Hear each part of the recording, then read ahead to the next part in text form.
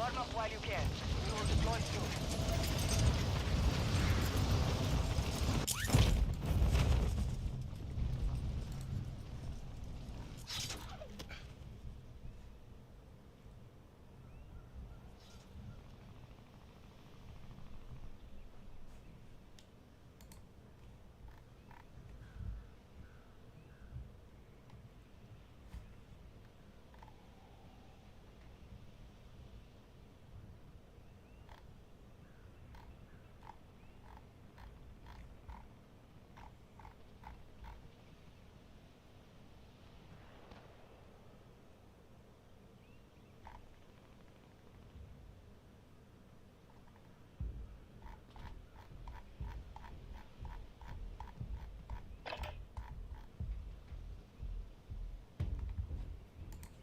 Training is over. Time to see what you have learned.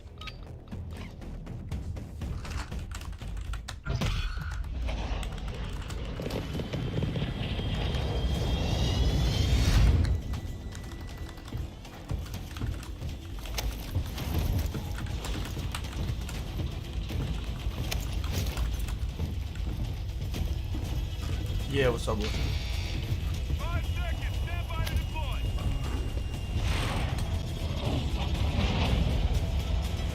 Battle Royale.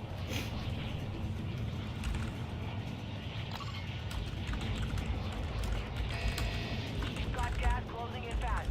Get to the Yeah, safe that's zone.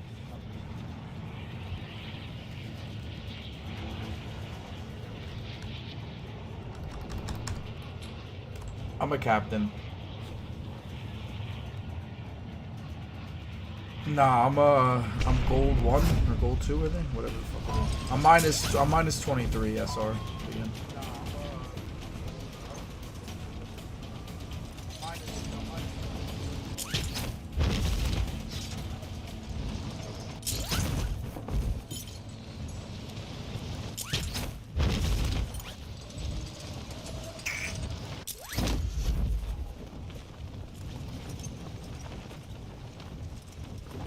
Yeah, you got 3 right by you, blue.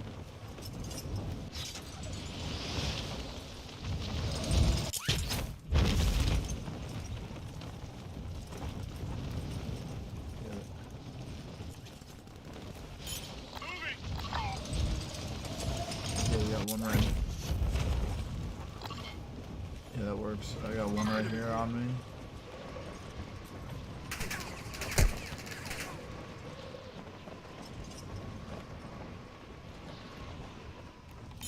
Enemy dropping into the AO.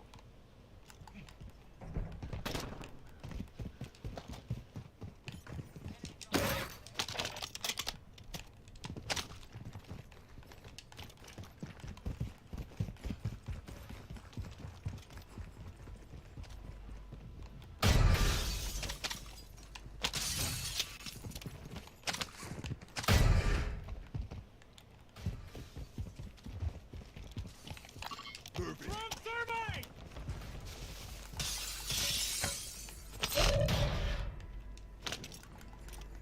Set in mine.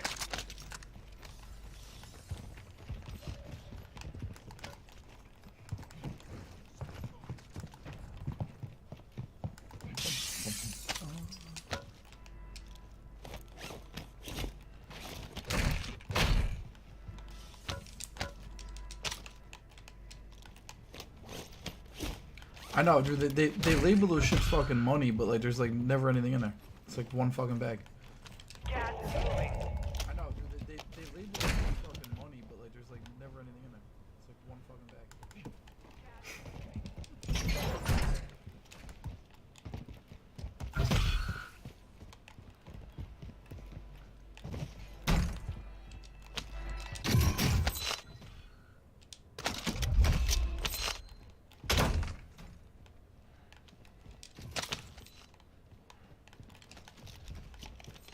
Your team has entered the safe zone. Enemy UAV active. Enemy counter UAV is active. Rat. Black site secure. Good work. Using drill charge.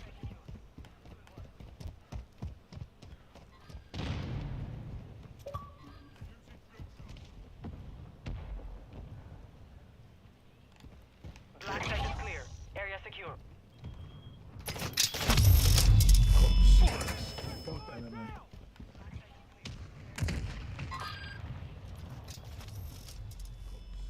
Yeah, we just jump. He just jumped the wall. He's back here. Possible enemy here. He just jumped the wall. Pinged him.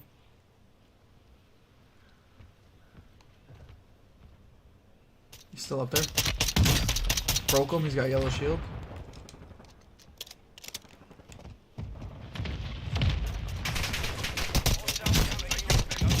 Down the guy on the roof.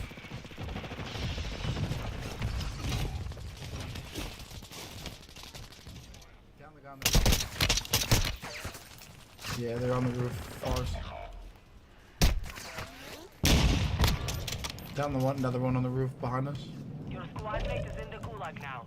If they survive, they redeploy.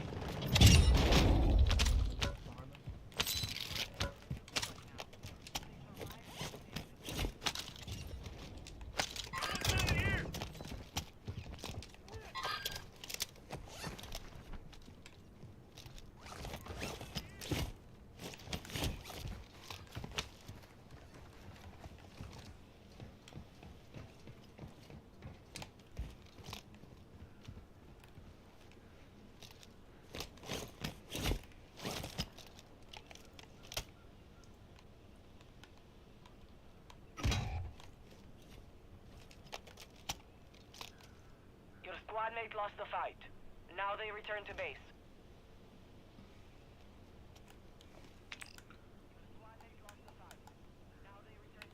Buy station here.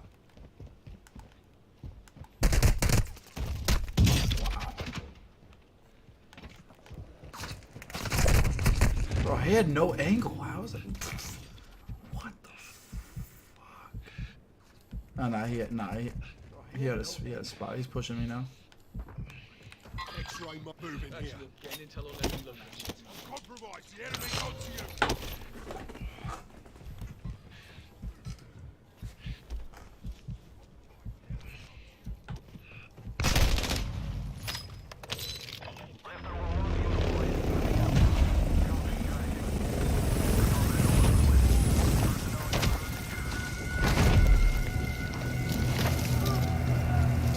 Another fallen soldier. You're weak. Only the strongest survive the gulag. Gates! Only the strongest survive the gulag. Bing, bing, bing. I offer you a life for a life. Kill those across from you, and I will return you to your war. Kai, and my gulag.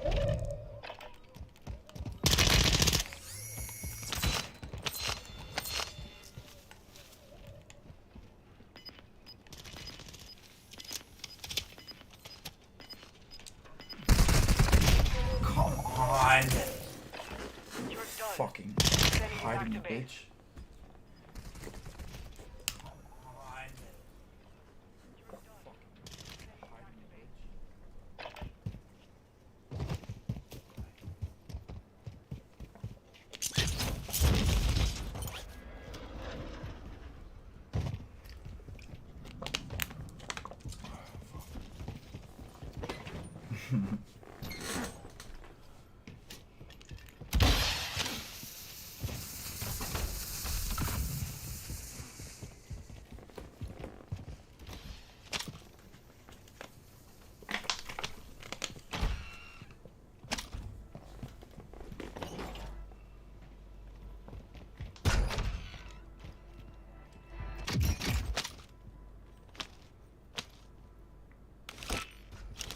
Gas is inbound.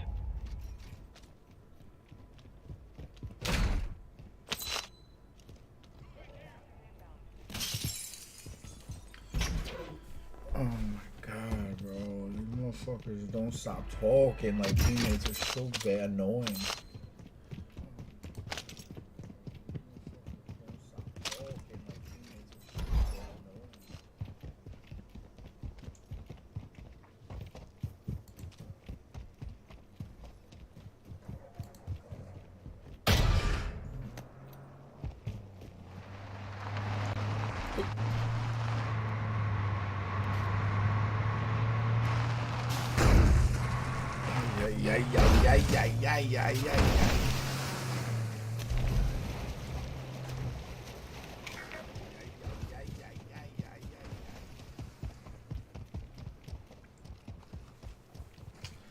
Bro, this game's giving me fucking. Oh boy. Our mortar strike is inbound.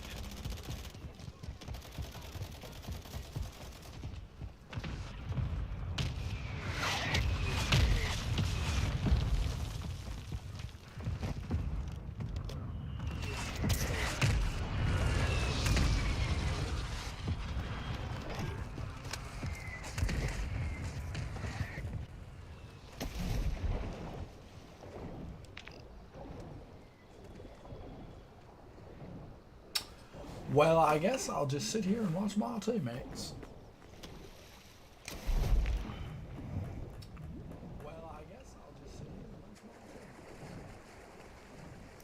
Baby, baby, baby, baby, baby, baby, I suck tonight.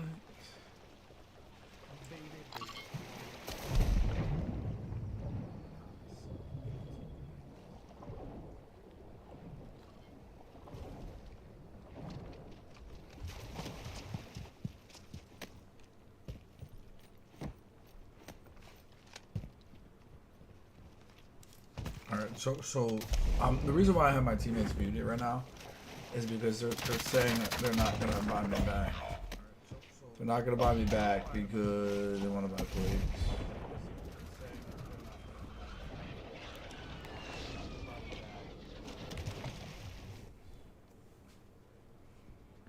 So I'll just leave them.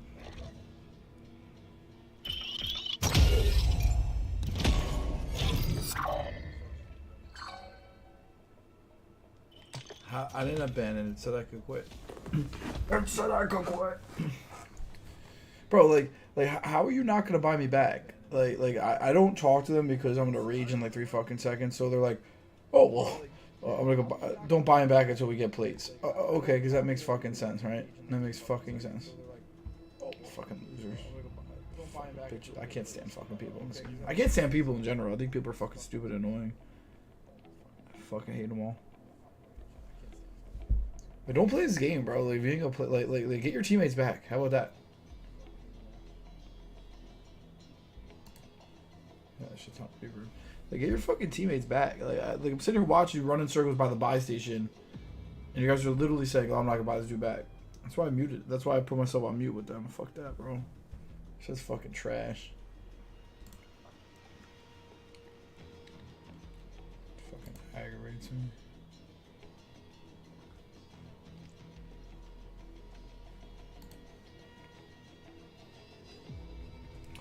I don't know, man. I'm just aggravated.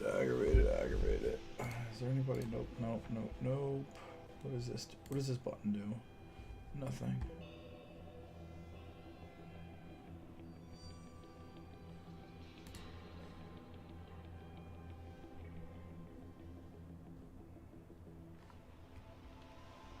How the fuck does it take so long to load into a game, bro? Ow.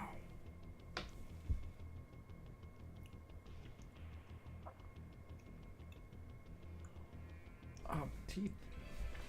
Bought teeth.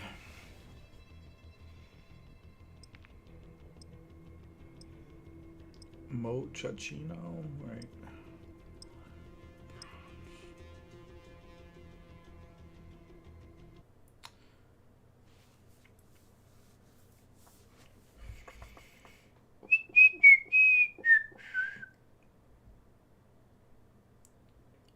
Can I get good fucking teammates, bro? I'm in gold, bro. Like, why am I playing with fucking, like, 10-year-old kids who, like, are just trash?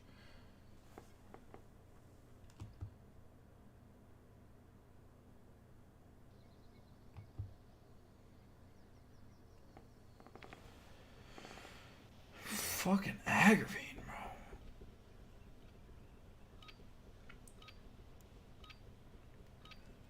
Oh my god, I hate hearing this fucking...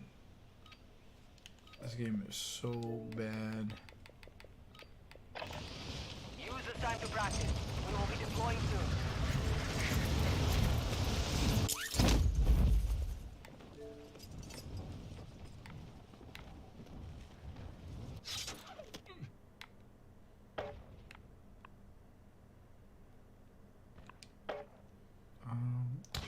she's playing. No, she's playing multiplayer, right? Yeah, Toxic's playing. Tink's playing multi. At least that's what it says. I'll let her play multi.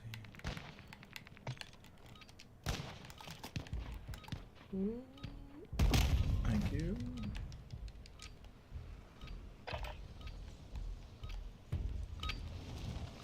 Enough training. Now we face the enemy for real.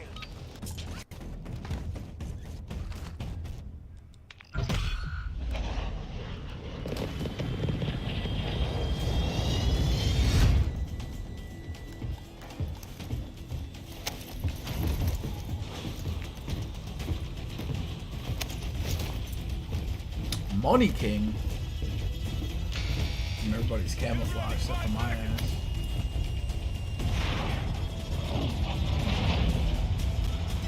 Battle Royale. My station here.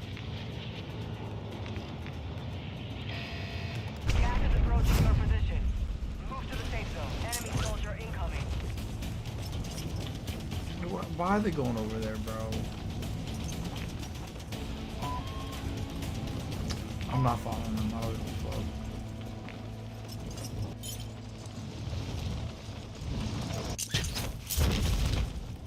Like, bro, like I'm the fucking I'm a captain, bro. I ain't following nobody.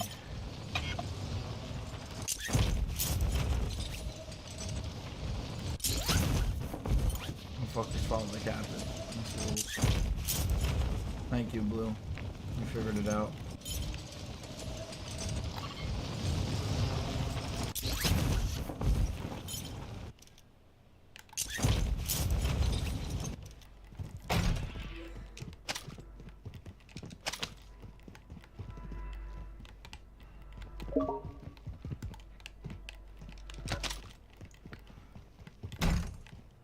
I don't even know who that is.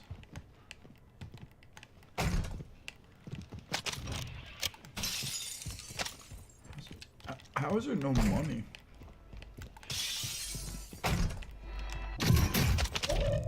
As I say that, my wish is my command.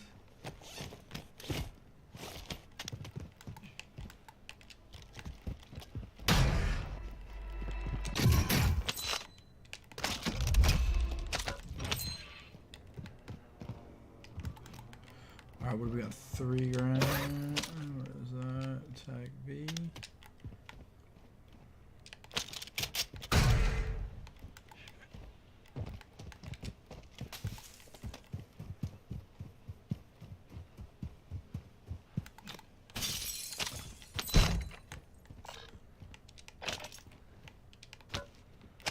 Dude, this is like bare bones money here.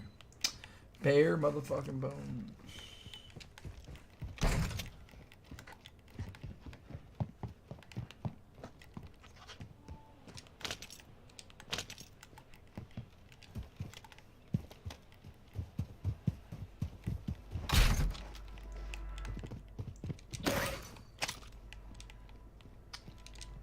Oh my god, that's the fucking money, bro.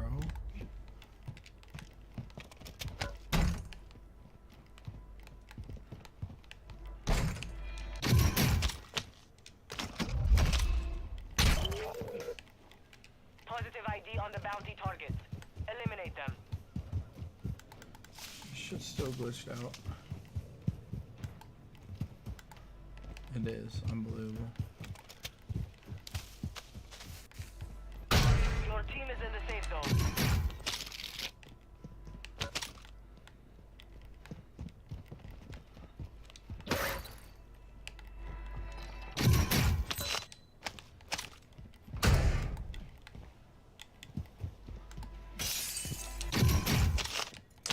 All I'm doing is looting like a fiend. Oh, we have enough, bro. Let's fucking... Enemy UAV overhead. My station here.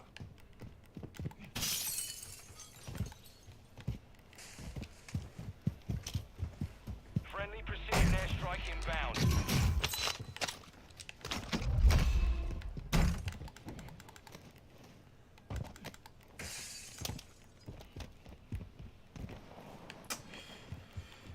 Oh my god, bro. What's everyone doing tonight?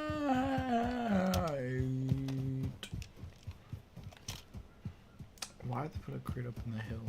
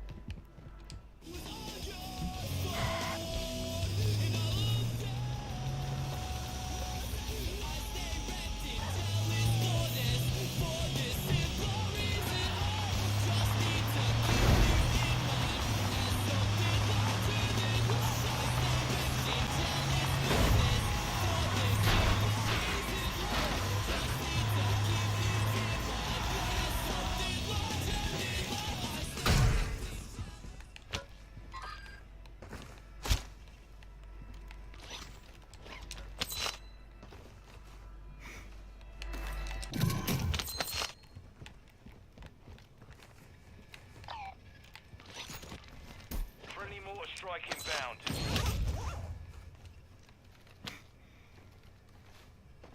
This guy's serious.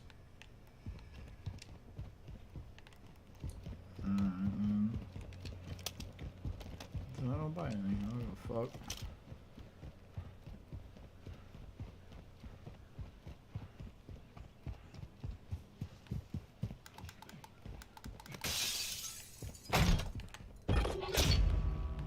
Contract failed. You're out of time.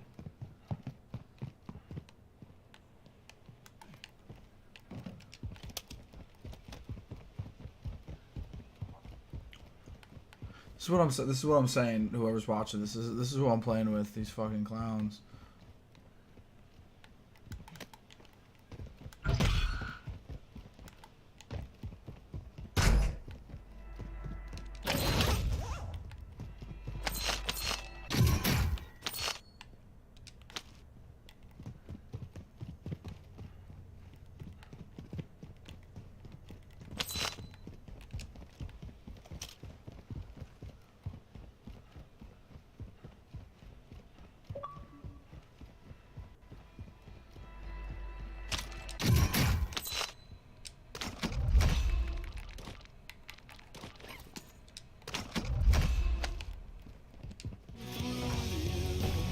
Got a loadout drop inbound.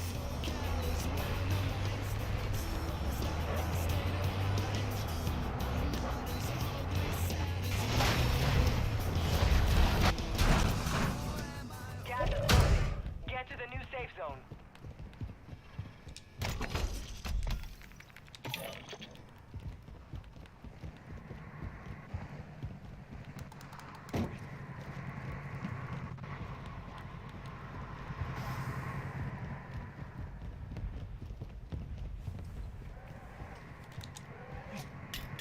Friendly loadout drop on the way. Requesting counter UAV. Copy. Counter UAV is dropping. I hate this guy. I really do hate him.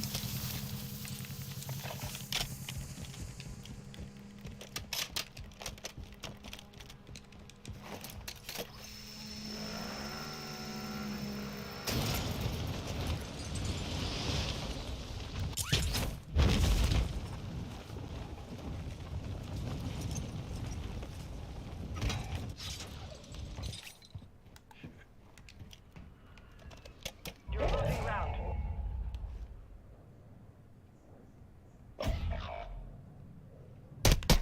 Your squad mate was sent to the Gulag. They'll fight for a chance to redeploy. Be advised, you have teammates outside the safe zone. Cancel that.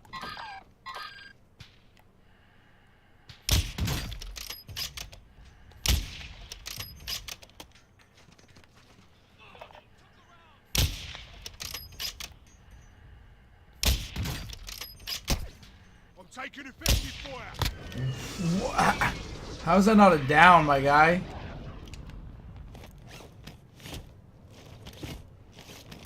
Friendly mortar strike on the way.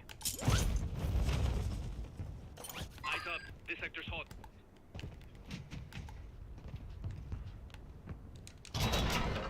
Squad mates redeploying to the AO.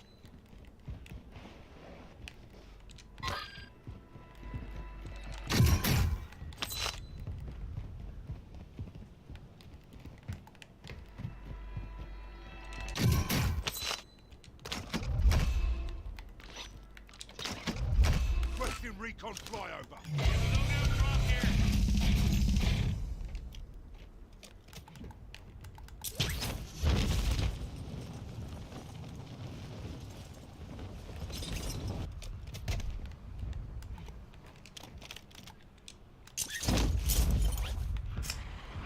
Baby. Where's the rope? Be advised, UAV is exiting the AO.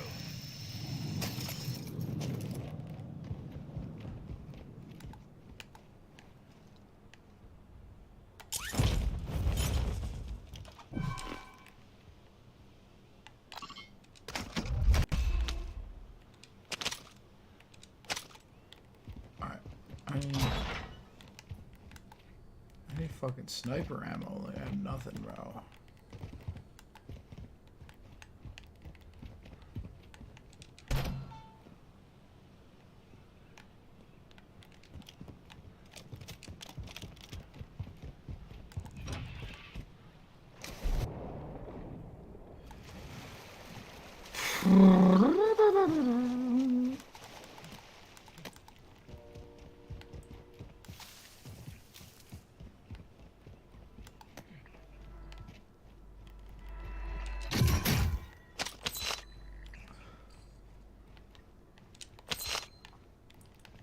Black secure. Good work.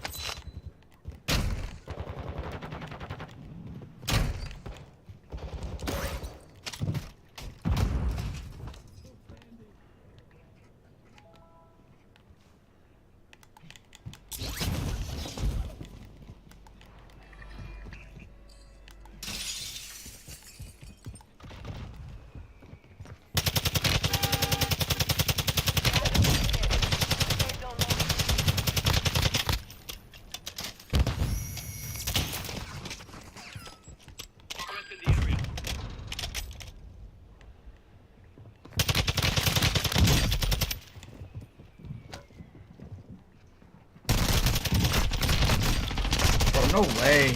No way. I'm on that guy's fucking face. So you can see he's shooting me in the fucking chest, and I'm shooting him in the face. There is only one way to win them back. Kill those across from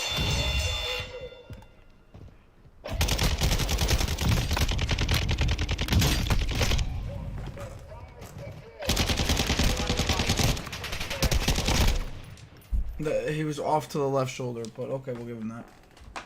Not even close to being on my guy.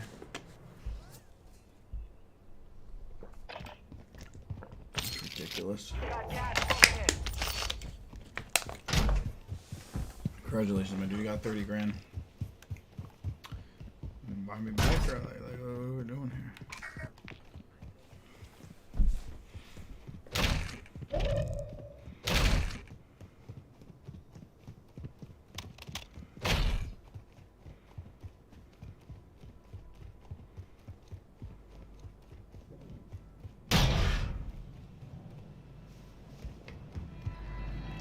Why are you looting?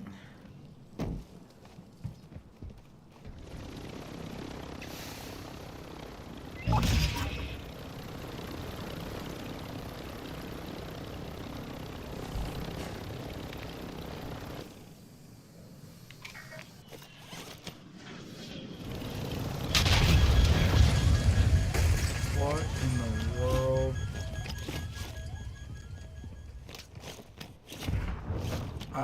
I can't. This is just absolutely insanity.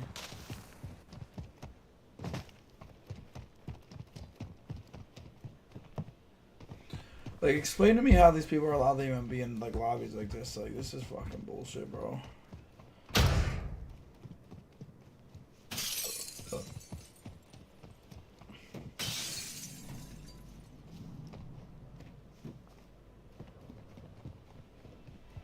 And he's still looting. Like, what like... Keep our Outlaws here!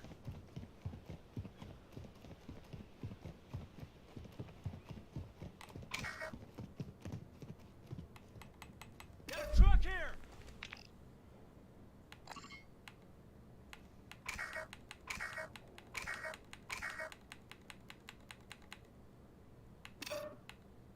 Moving here!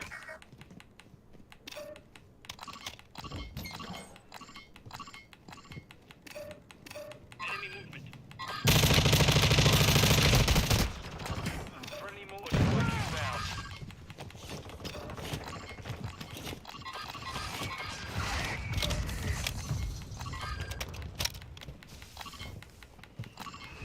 Tossing smoke grenade!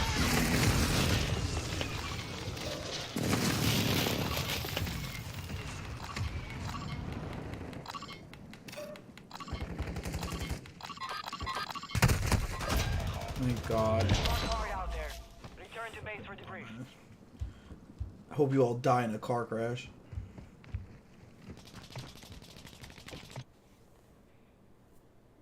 The guy's sitting there with 31,000, bro. Like, what are we doing?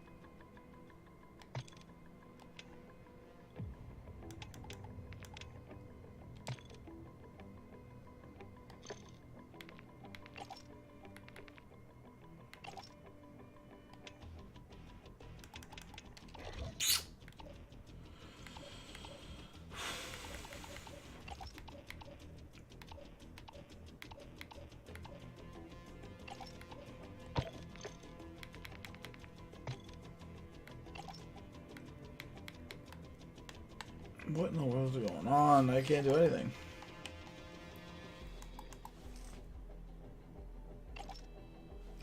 Yeah, I know something went wrong. So...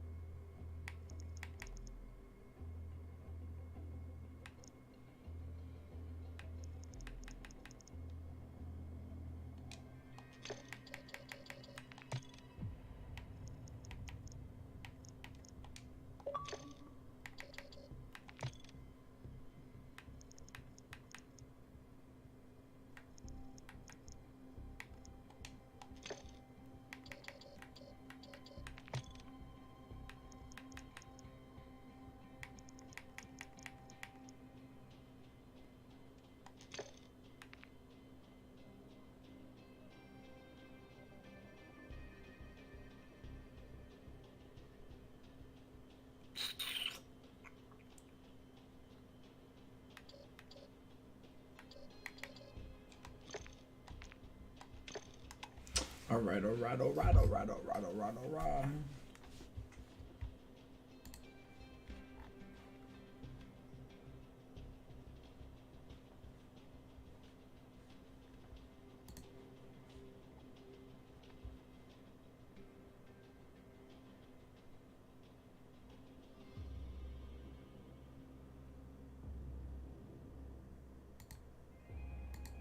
I don't understand what that is.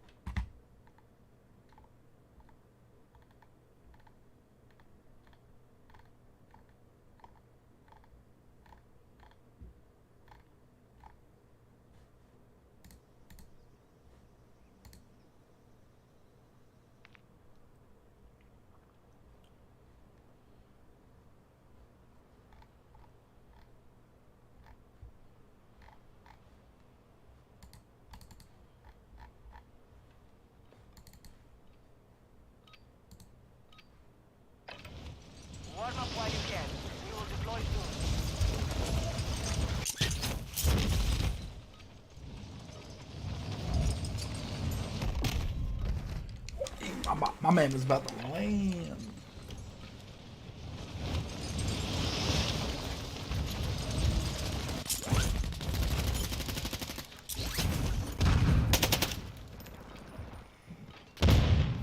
Enemy dropping into the AO.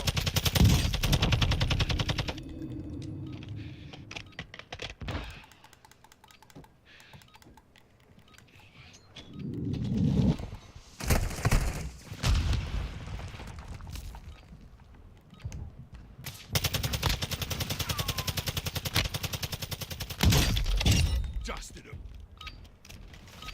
Warm-up is over. Stand by for deployment to the war zone.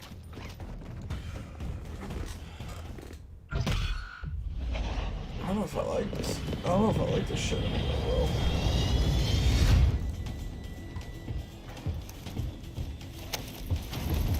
I'm fucking hungry.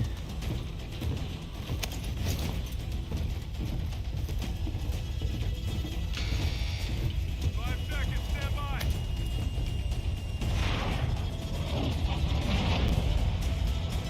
All right, soldier. Mark a drop point for your squad.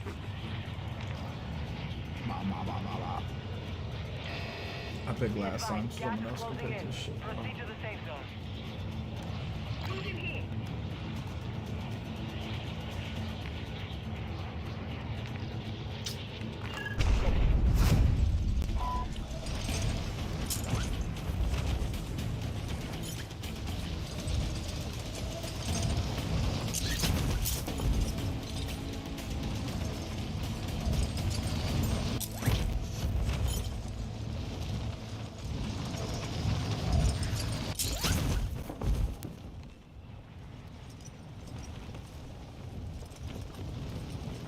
Bro, like, there's way too many people, bro.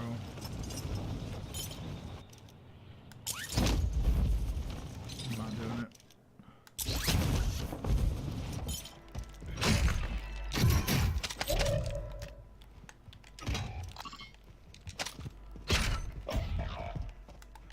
It's fucking dumb, man. Like, it's just fucking dumb.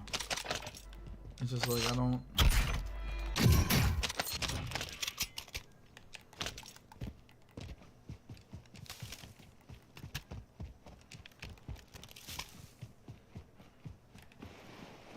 Your squad mate is in the gulag now. If they survive, they redeploy.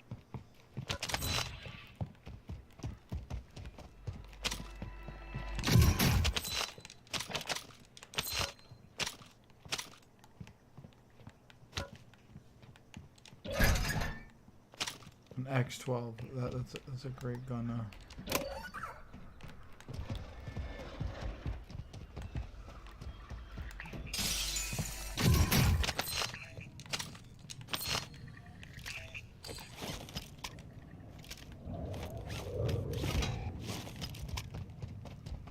Your squad mate was broken.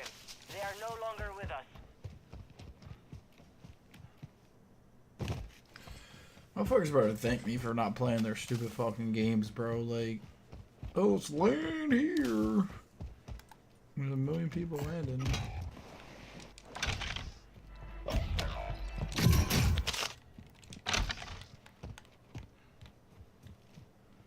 Your squad mate was sent to the gulag. They'll fight for a chance to redeploy. Gas is inbound. Enemy counter UAV is active.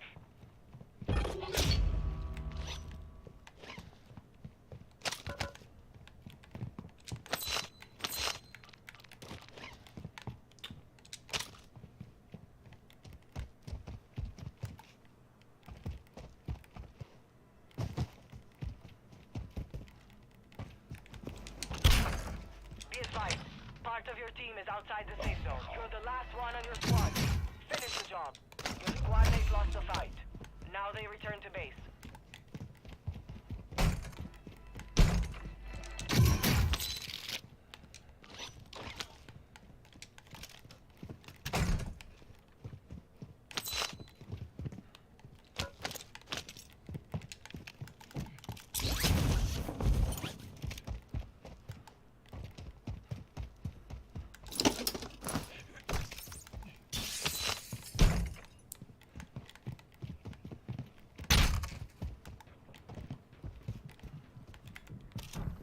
Requesting Mortar fire strike near mission. your Target position. marked. Copy that. Mortar strike inbound.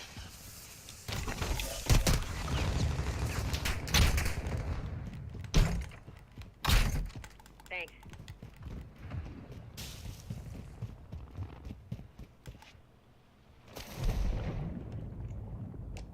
No hit. Shots missed.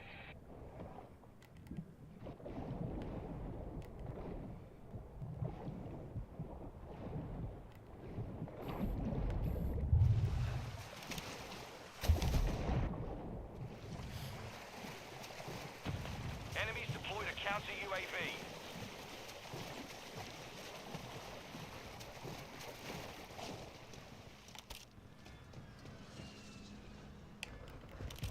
Got one sighted here. Taking fire over here.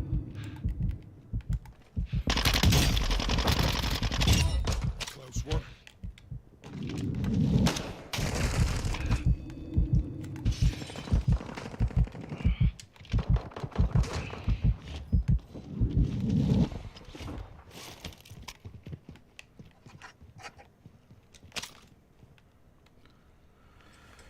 Whoa!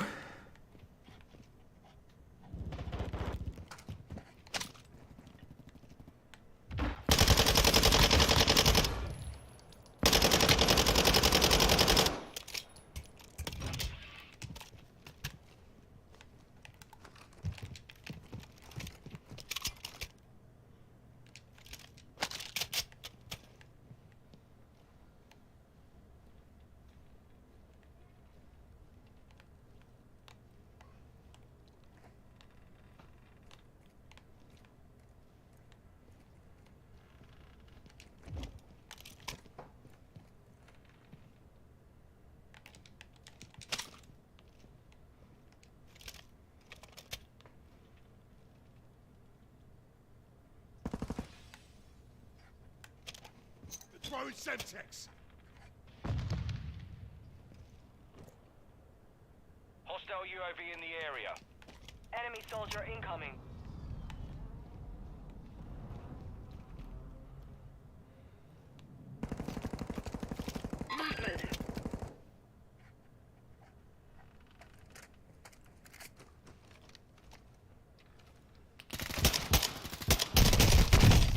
Taking fire.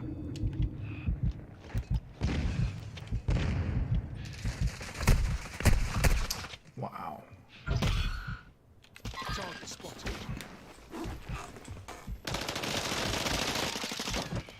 What's your bloody fire? Flash grenade. Let's get you out of this shite. Enemy UAV overhead. Hostile mortar strike They're incoming. gunning for me.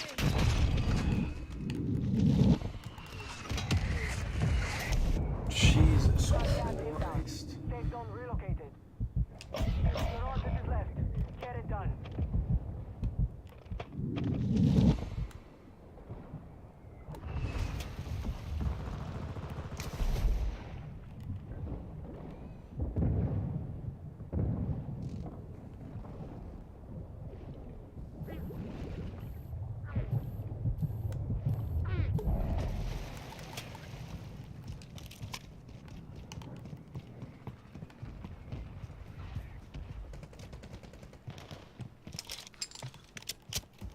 Black base secure.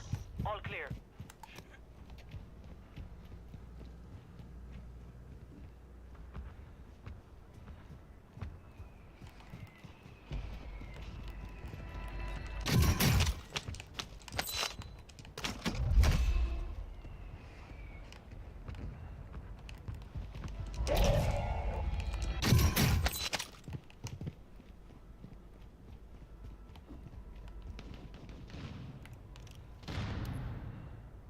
Mortar strikers inbound. Solid copy. Mortar strike on the way.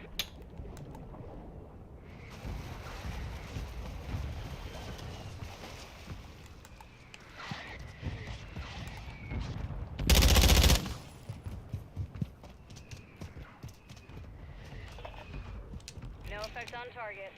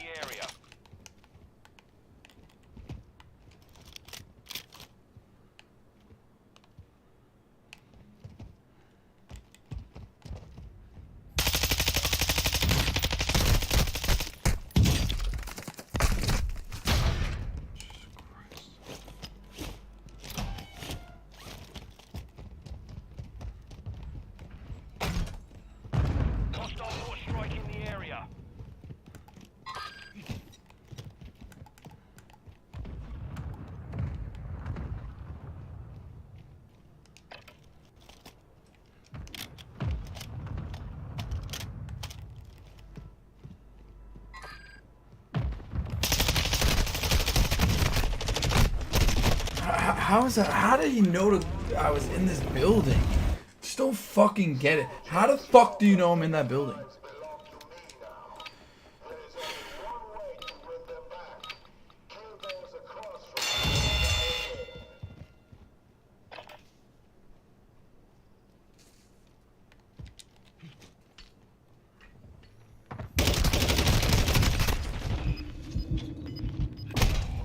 A second chance.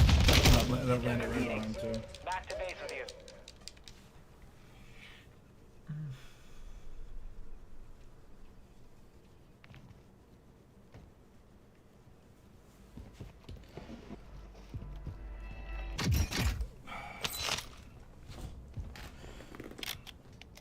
Bro, my team back in Molten.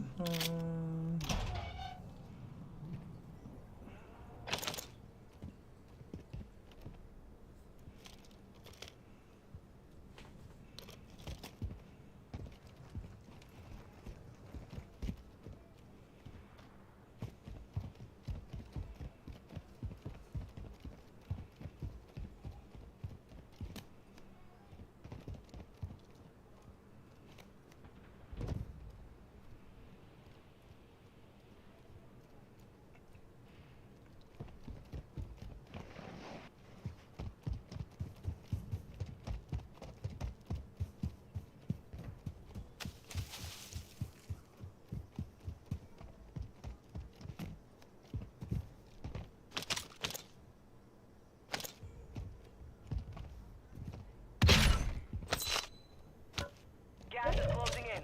Relocating the safe zone. Objective is to eliminate all bounty targets.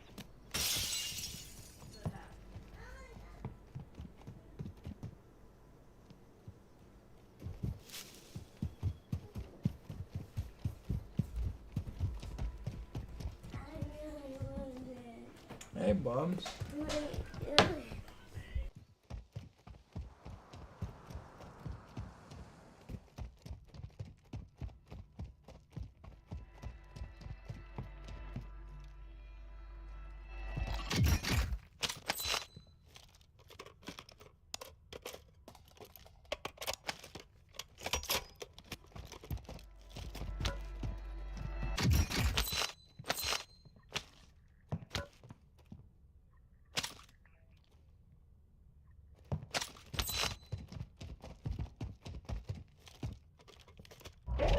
Gas is closing in.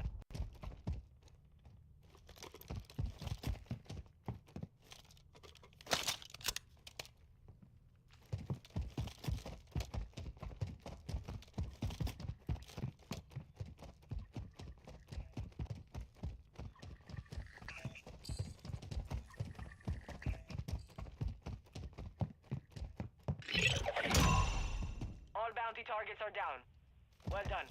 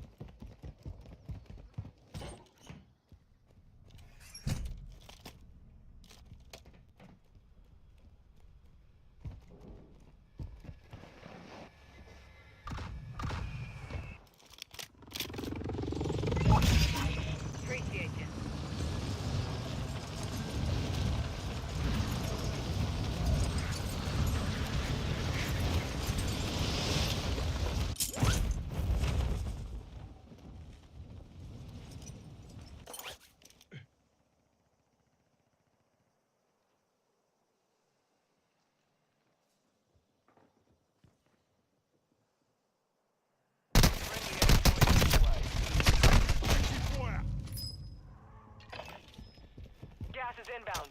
Marking the safe zone. Throwing smoke grenade.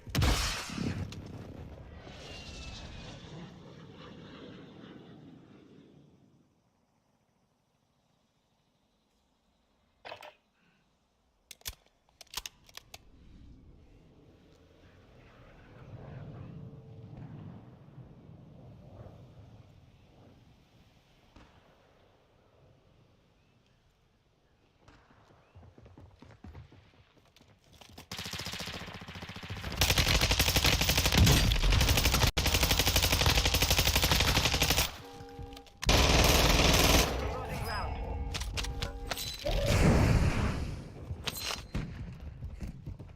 Tuck around.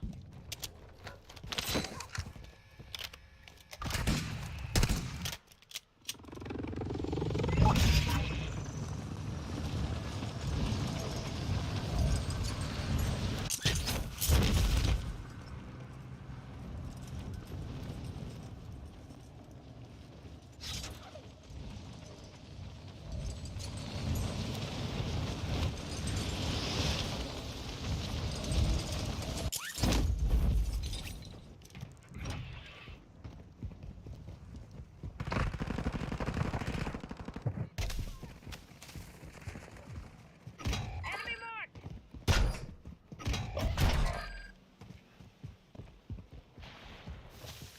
Stun incoming.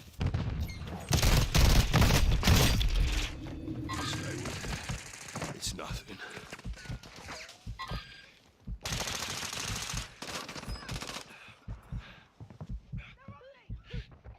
Moving in this area. Need medical.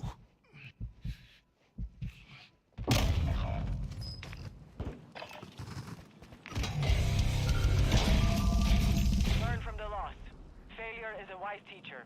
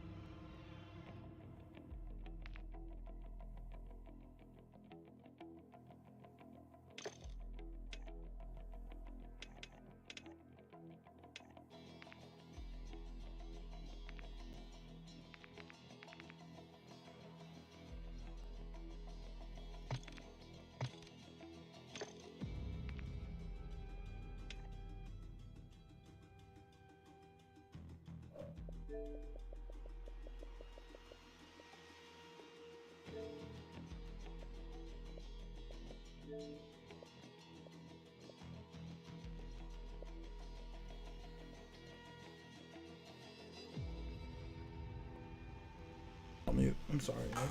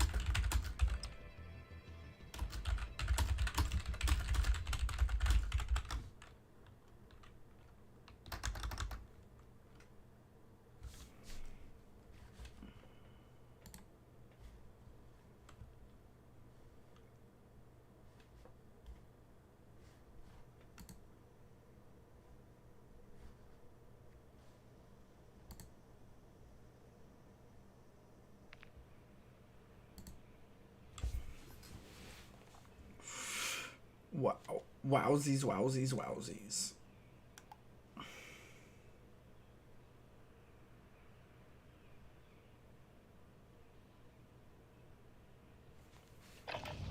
Use this time to practice. We will be deploying soon.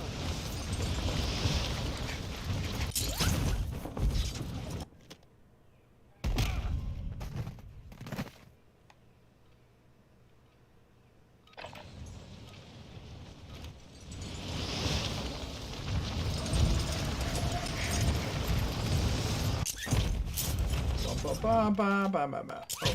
I picked the right loadout.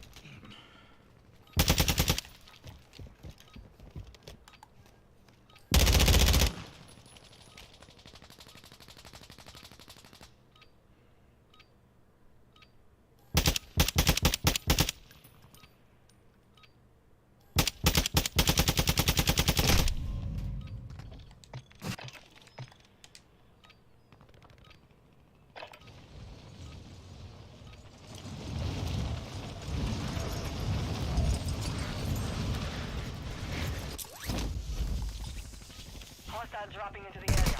Watch your sides. Enough training. Now we face the enemy for real. Damn, I suck.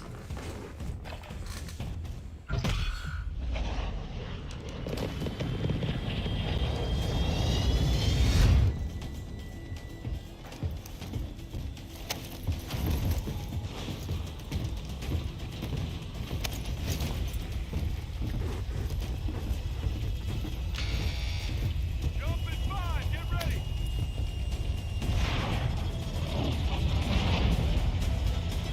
Set a drop point for your squad, soldier. Move in here. Avoid the gas. Get to the safe zone. Why? Like, why is everyone to jump out quick? Like, play these fucking.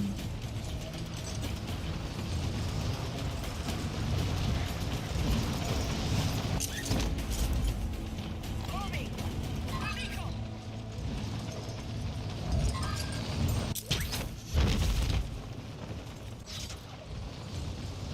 Hey, get out of here.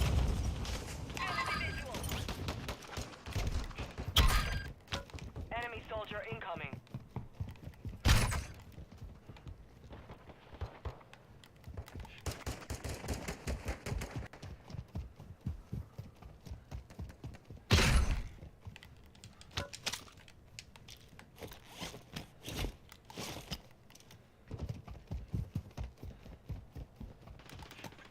Enemy UAV active.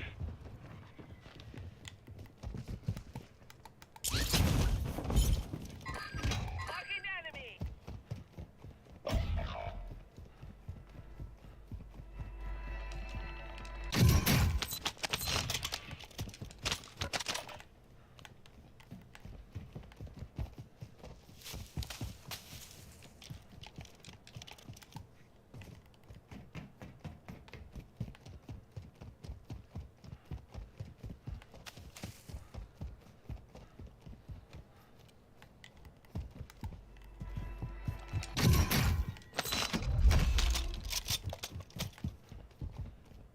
Your squad mate has entered the gulag.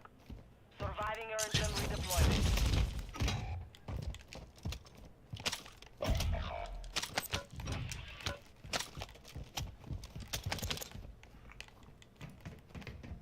Your squad mate was sent to the gulag. They'll fight for a chance to redeploy.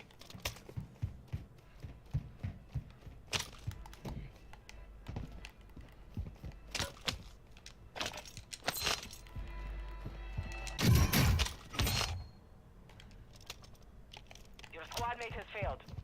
They are returning to base.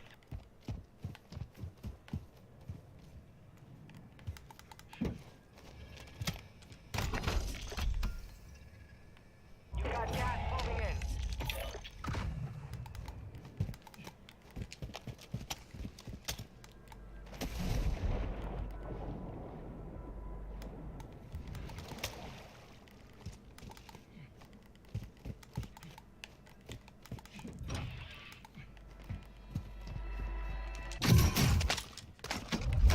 Marking sniper system.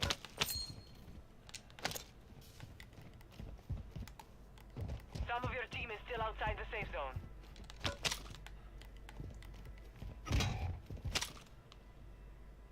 Your squad mate was broken.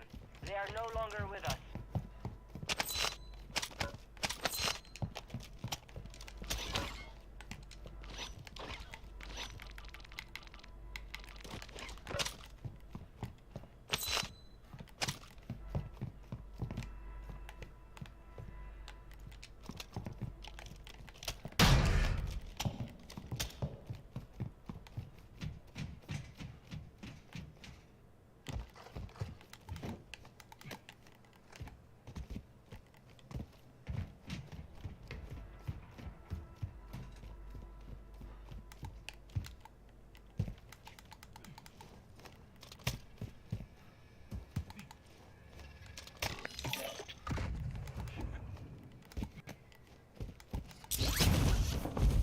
I am in your debt.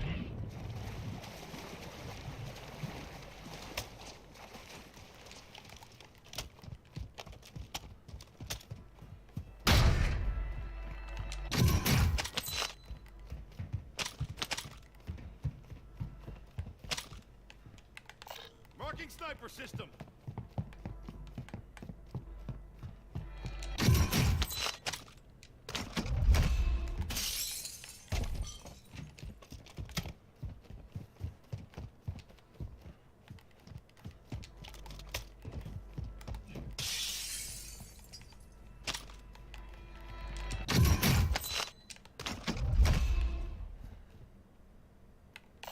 Loot here.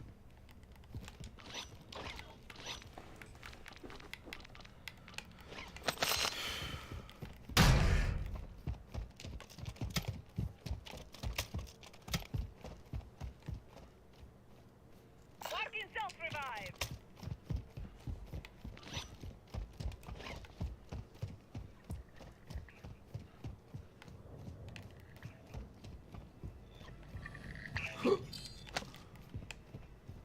Bounty target group has been marked.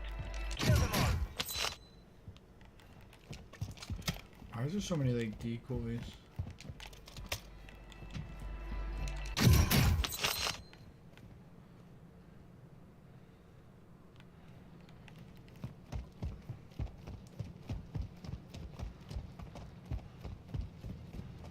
Moving here. Vehicle marked.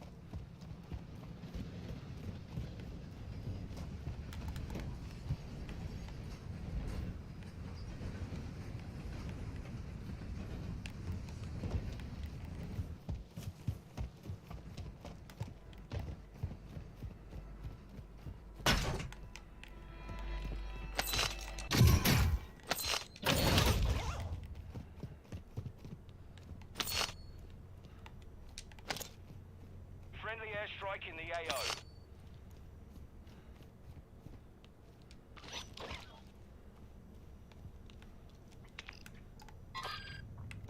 Marking buy station.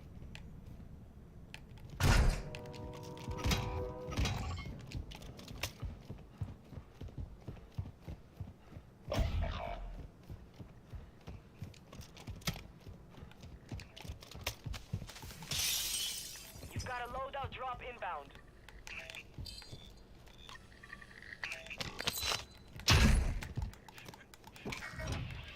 One requesting recon at this time. You've got gas inbound. Safe zone relocated.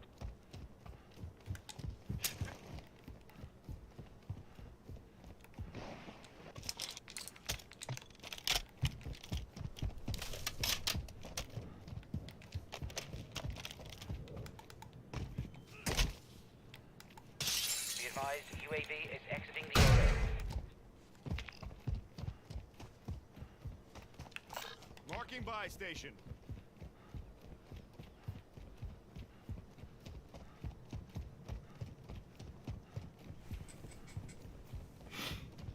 Don't worry, bro. I got you, cuz.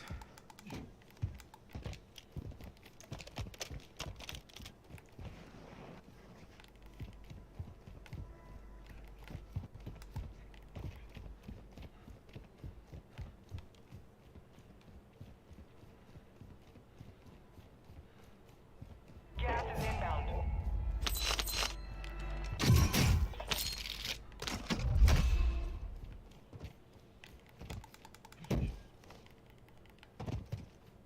Get to the safe zone now.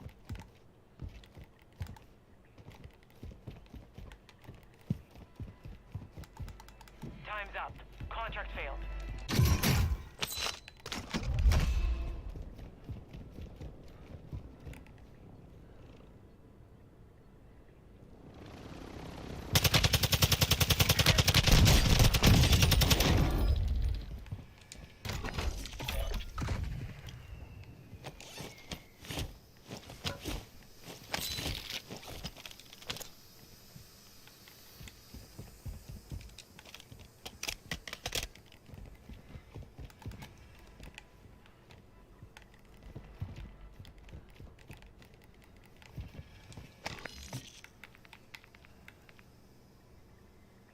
Eyes up. This sector's hot.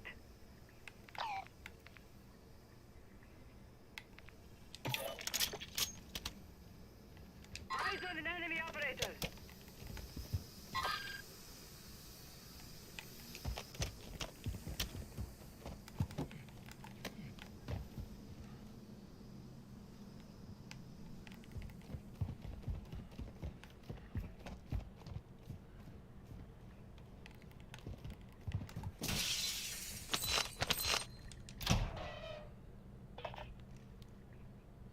Marking enemy.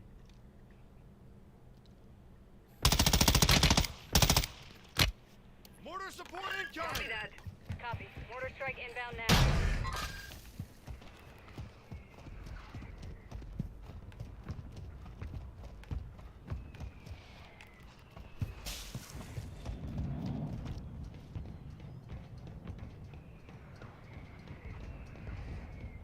Impact. No hits.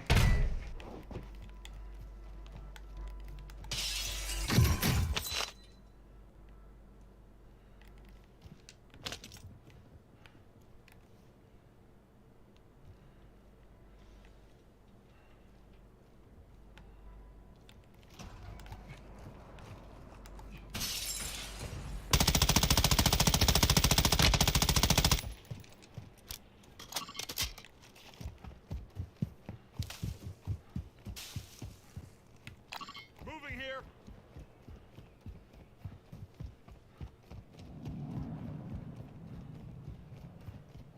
Gas is closing in. Relocating the safe zone.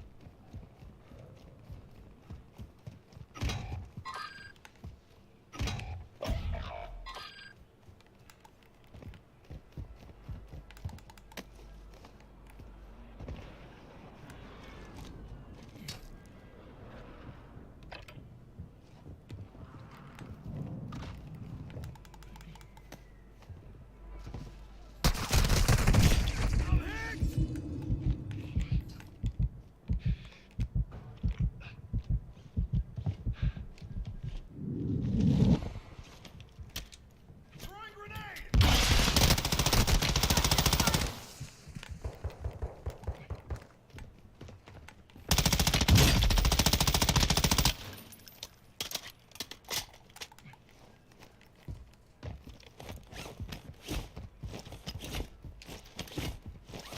Gas is closing in.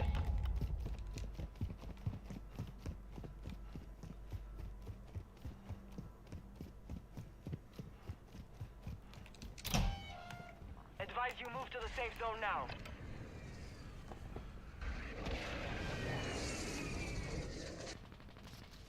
Hostile UAV in the area. Using drill charge.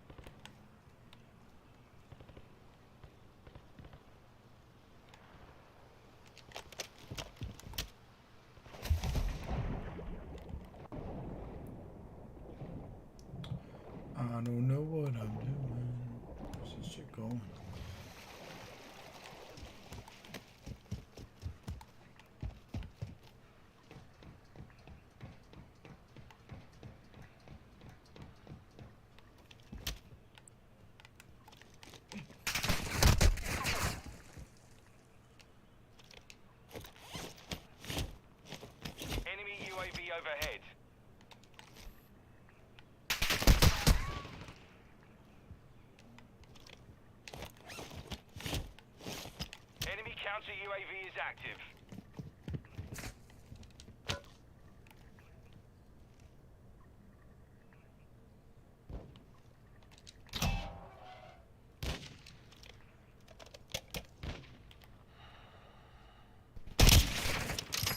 Gas is inbound.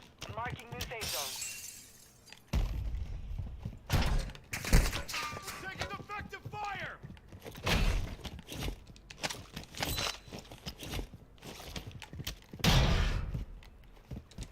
Throwing grenade!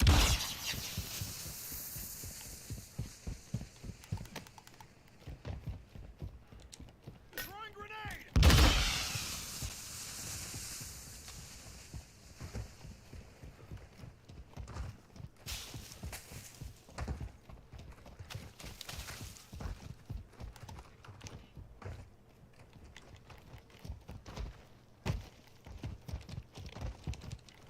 Gas is moving.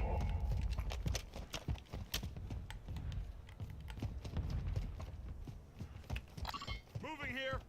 Be advised, part of your team is outside the safe zone.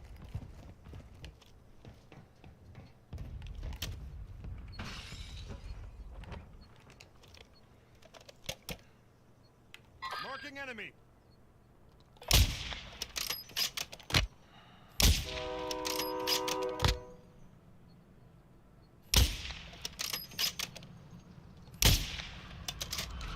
Enemy UAV active.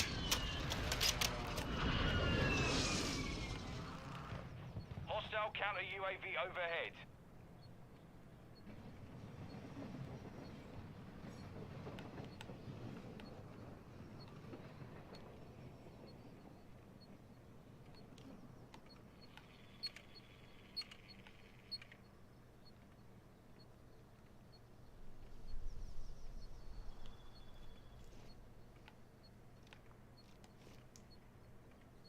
There's no way those guys jumped down. Hostile UAV in the area.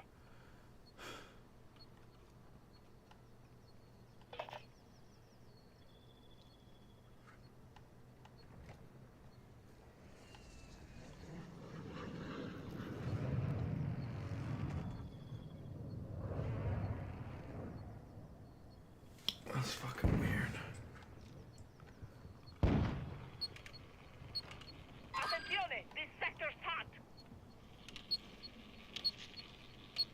Enemy here!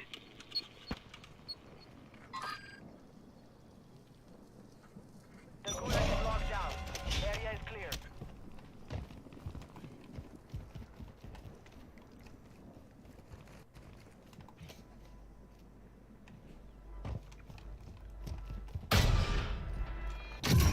Friendly loadout drop on the way. Enemy UAV overhead.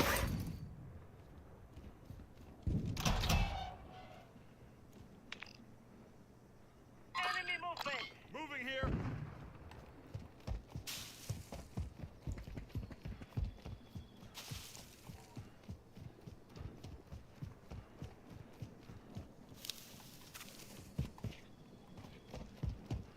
You got gas moving in.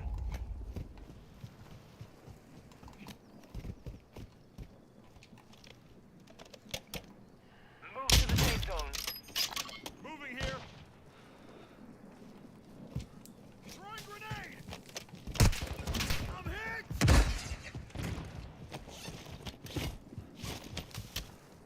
Classic smoker! Contact!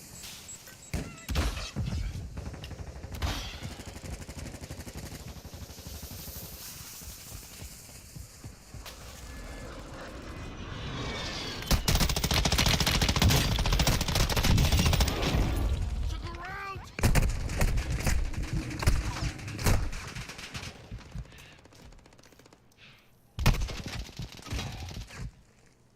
25 are left. Stay sharp out there. How do you have an angle? How do you have an angle?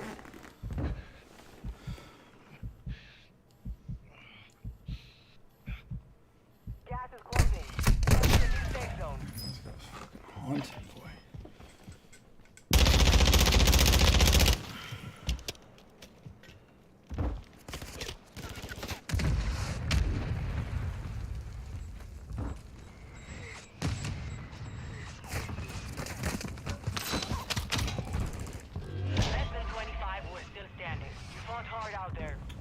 return to base for debrief. Spicy. Gas is moving. Taking effective fire.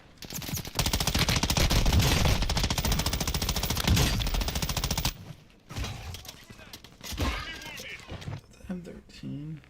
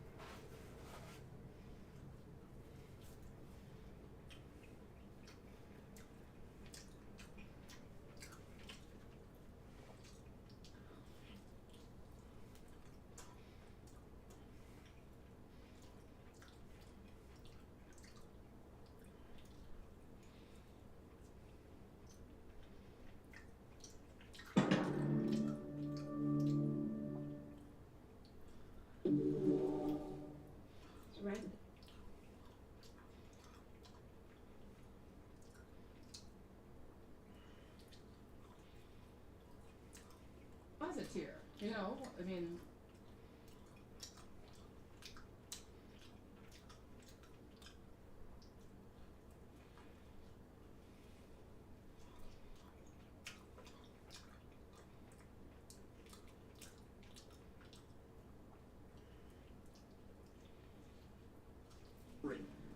And from a father, somber concern.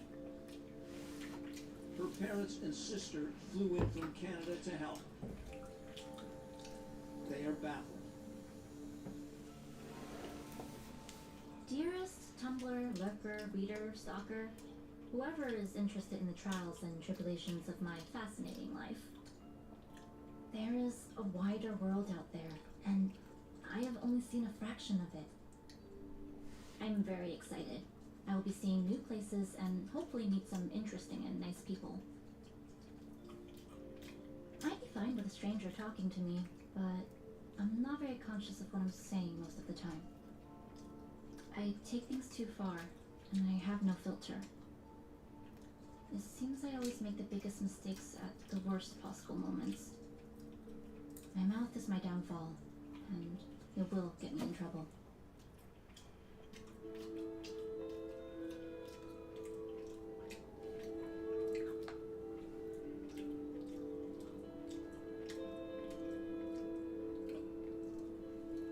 from our sunny holiday in California, we just wanted to explore a little bit. This weather, so warm and lovely. We love walking, and we just wanted to see as much as possible. So we left really early, got out, spent the day out. We thought, oh, it's downtown LA, we're right in the middle of it. How awesome! But when you look at the environment of downtown, it's the exact opposite of my expectation. We were walking and we saw a lot of homeless people. Just rows and rows, and they're all outside on streets sleeping. And you can see they live outside. And then we found out that this area around the hotel is called Skid Row. Skid Row has a reputation to be a dangerous place. That was a big shock. A visitor staying at the Cecil, you just think, oh, I'm downtown, let me take a walk and see what's here. And little do you know that you're staying at ground zero of one of the most dangerous and violent places in the United States of America.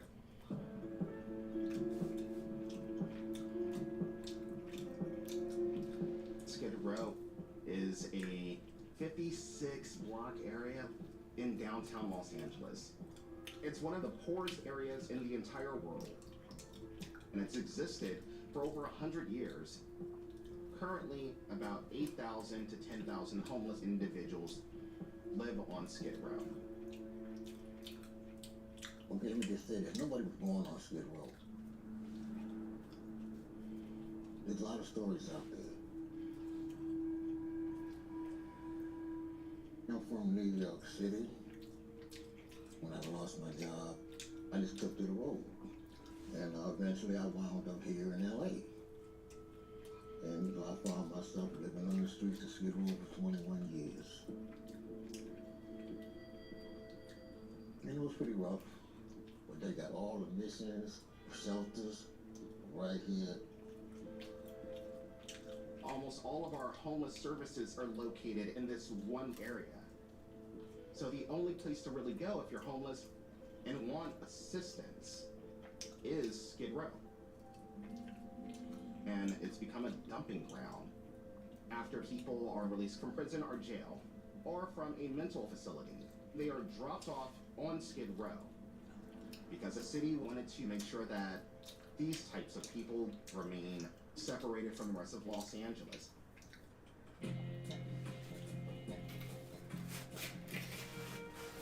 In the early 1970s, the city came out with this plan, the policy of containment.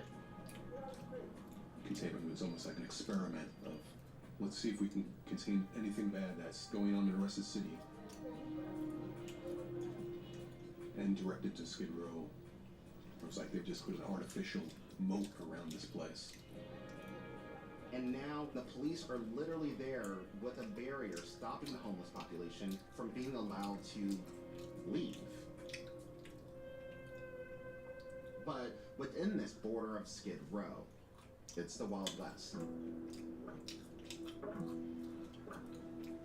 Within the boundaries, it was kind of like a free-for-all, where people were allowed to sleep on the streets, buy drugs, sell their bodies. You have a huge drug population on Skid Row. You have a huge population of mental illness. This is a space where people are allowed to just suffer. And this manifests itself on the street as crime and violence. I'm a detective sergeant. I did a couple of different tours in Skid Row, addressing just street crime. So that could be breaking up a bar brawl, or arresting someone that's buck naked running down the street with a machete. Burned in my memory is a guy holding a live pigeon, and I'm looking at him while he put it in his mouth. He rips its head off, blood squirting all over. People have been killed just walking down the street and someone is raging. Anybody's vulnerable, especially if you're a naive girl from some other country who's here thinking that it's all peaches and roses. It's misleading. If Elisa is out at night by herself, she could easily become a victim. Is it possible she was abducted and she's being held against her will? So we were looking into who in the area could be a person of interest, someone she had met during her travels, or somebody that she met at the hotel.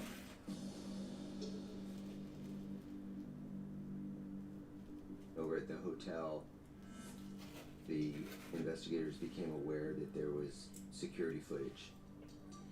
The hotel has cameras in the lobby, in the elevators, the front of the hotel, you know, most of the common areas. When we started to look at their video systems, we find out that not all floors have video cameras, and that there is no camera on Elisa's floor. And the positions of these cameras weren't always in the greatest position, or the quality of the video itself was not that great. So now it's kind of a needle in a haystack of how we can identify her. There was a lot of video footage to review, days worth, hundreds of hours. We decided, okay, we have to watch this minute for minute. My partner and I were assigned that task. Management gave us a little office, and we sat there for 20 hours a day watching video. We focused on the night of Elisa's disappearance. The last thing you want to do is miss something. It was just a laborious task. Continually watching to see who's coming, who's going, where's Elisa? And all of a sudden, we see her on camera, and we both just jumped and both went to hit pause on the DVR, and he beat me to it because he's younger. It was a moment of excitement because it's something to work with. It's a piece. But I remember talking to my partner and saying, her behavior is unusual. So we sat there and we'd watched the video several times and then plotted out where she could have gone to try to figure out if she left, when she left, and if she left with somebody. In reviewing all the footage and watching the exiting and entrance, we never saw her leave.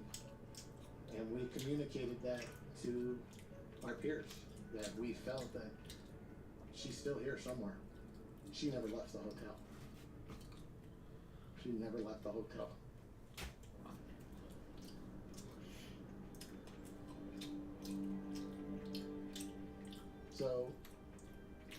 if she never left, then where could she be? Or who within the hotel could be a potential suspect? Who could have either hurt Elisa or has her under their control?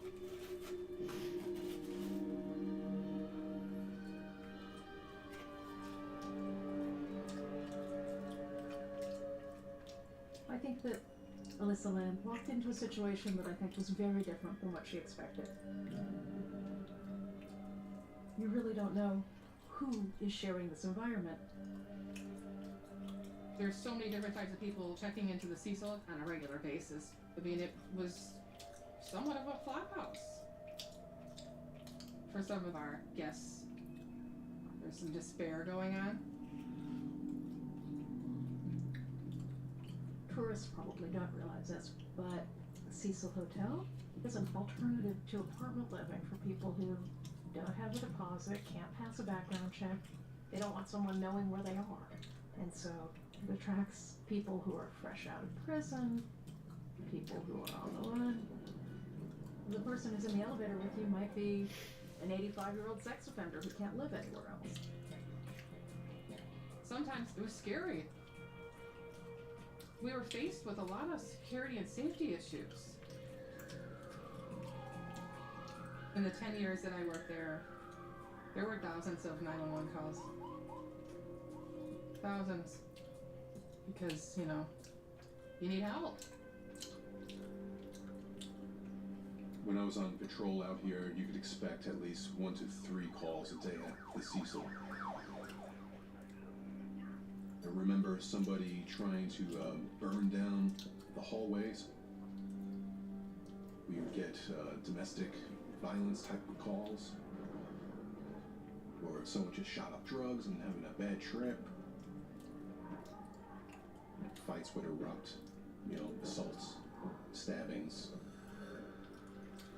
One of the hottest days, it was in August. The body we found kind of looked like Grimace from McDonald's. I mean, completely purple. You wouldn't know what race he was, and his body like about to explode. It was so distended. It was hell on earth, basically. There was a circumstance where I was given a tour and there was a sniper in the hallway, like a real police sniper with a freaking big gun. The guy looks at me, he's like, "Ma'am, get in your room, get in your room. There's a person that's just stabbed somebody and they're loose inside the building." There were a lot of creepy people at the Cecil Hotel. There were women staying there who reported believing that they were being spied on in the shared bathrooms. And then you mix in the tourist element, that's a huge mix of people. I could see Elisa being overwhelmed. I don't know if she was equipped to fully function in a hotel like that.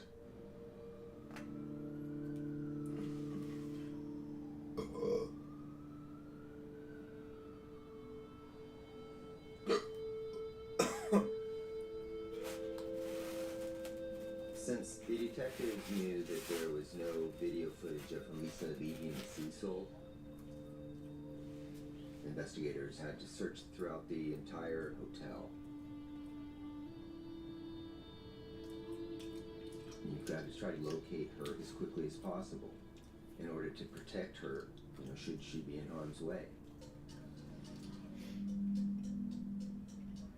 We felt that she has to be in here somewhere. Approximately 14 of us were asked to do an intense search of the hotel.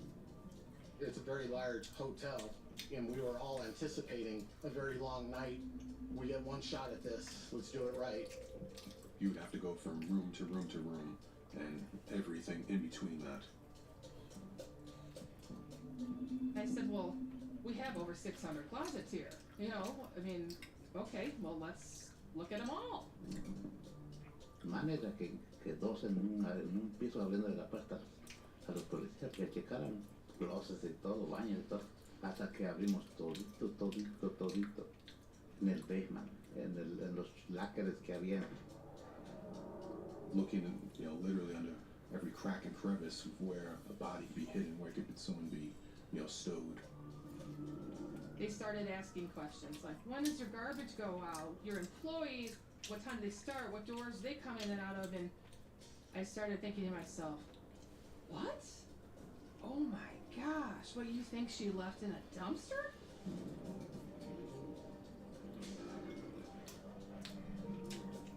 It was decided that we would call out scent tracking dogs. They will take an item such as a piece of clothing, a sock, something that will pick up the person's scent. The dogs are led throughout the hotel.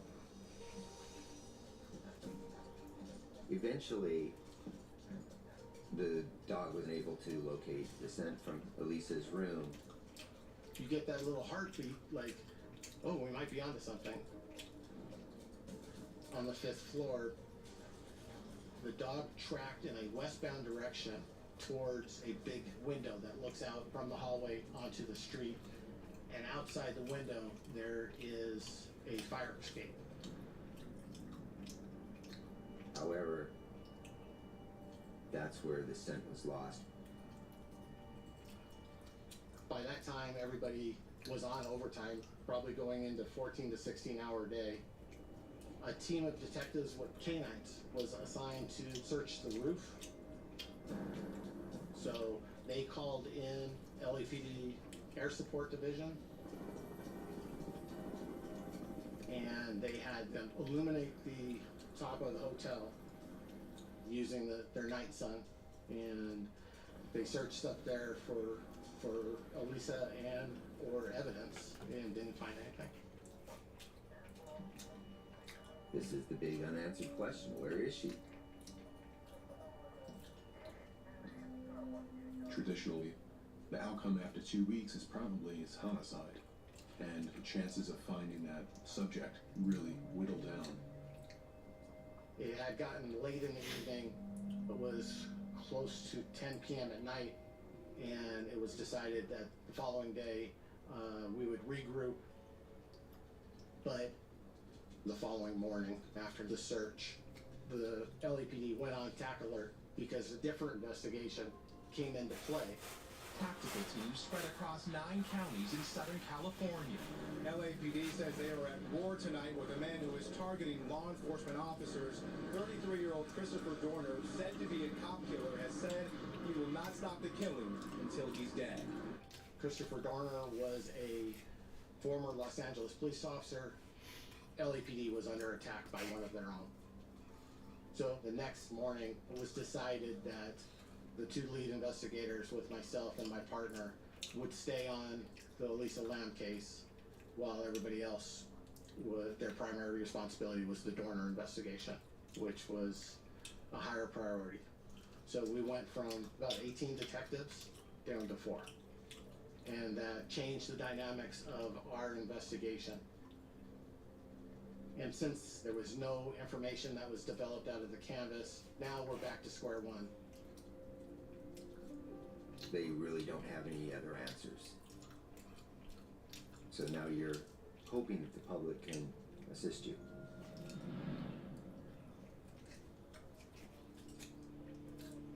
We need the public's help to put more eyes out on the street. The last footage that we had of Elisa before her disappearance was the footage we found of her inside the elevator. So it was decided that we would release the video.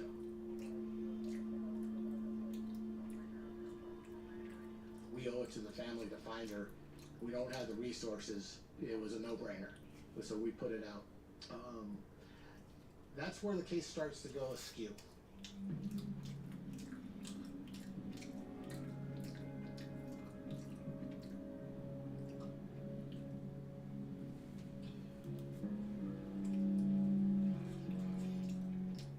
The initial version of the video comes out on LAPD's website.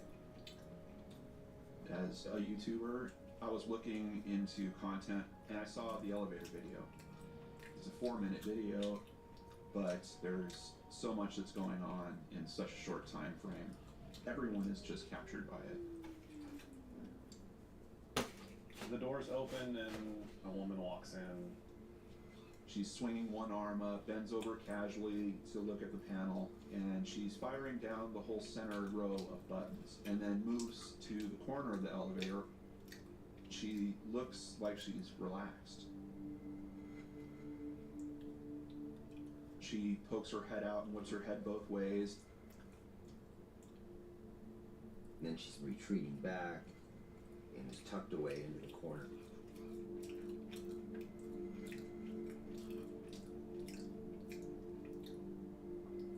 She kept looking outside the door, looking around the corner to her right.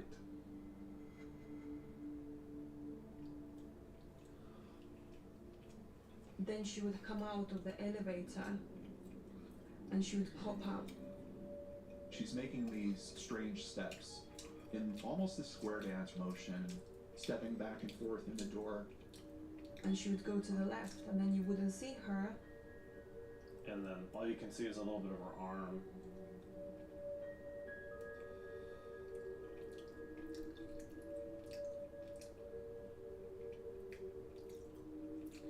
Why is the elevator not going anywhere? Is someone pressing a button and keeping the elevator here? And that's when the weird stuff starts happening.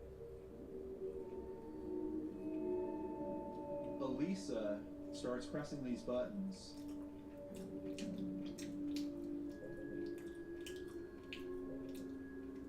You have to wonder, why are you hitting all these different floors like that?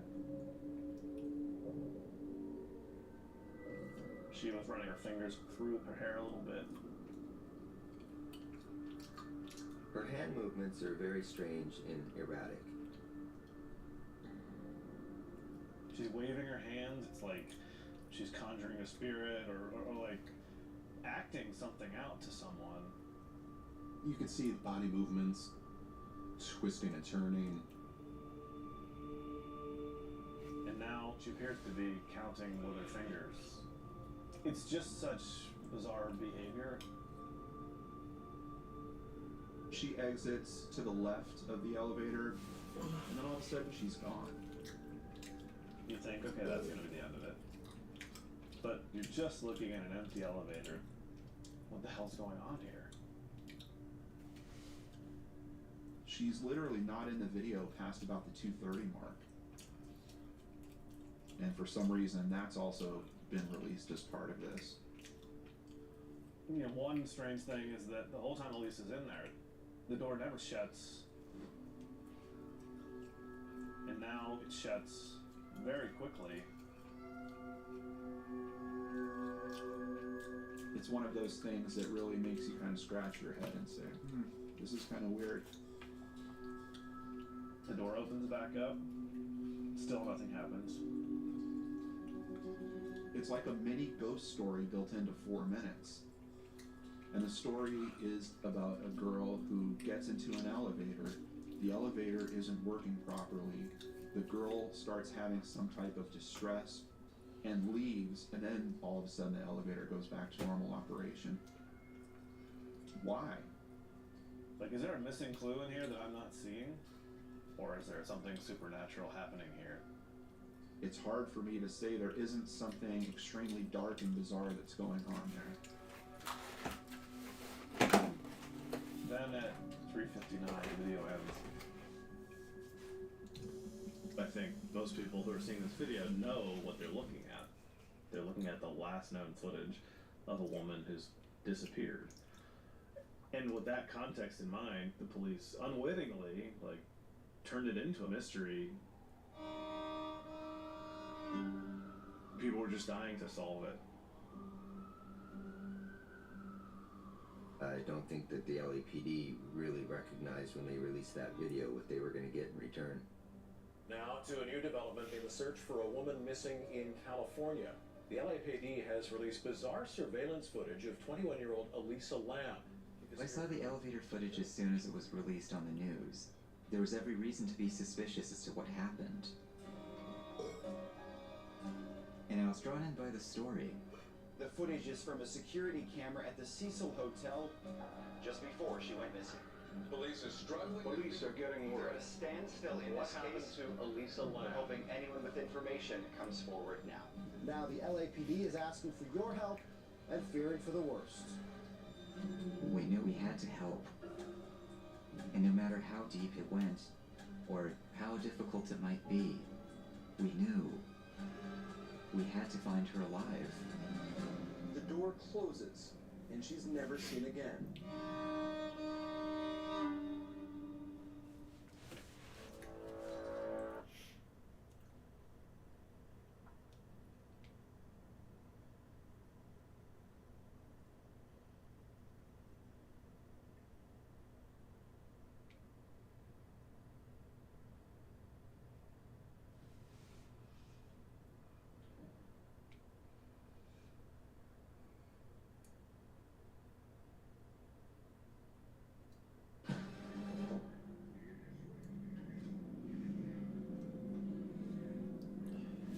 One of the guests died at the hotel.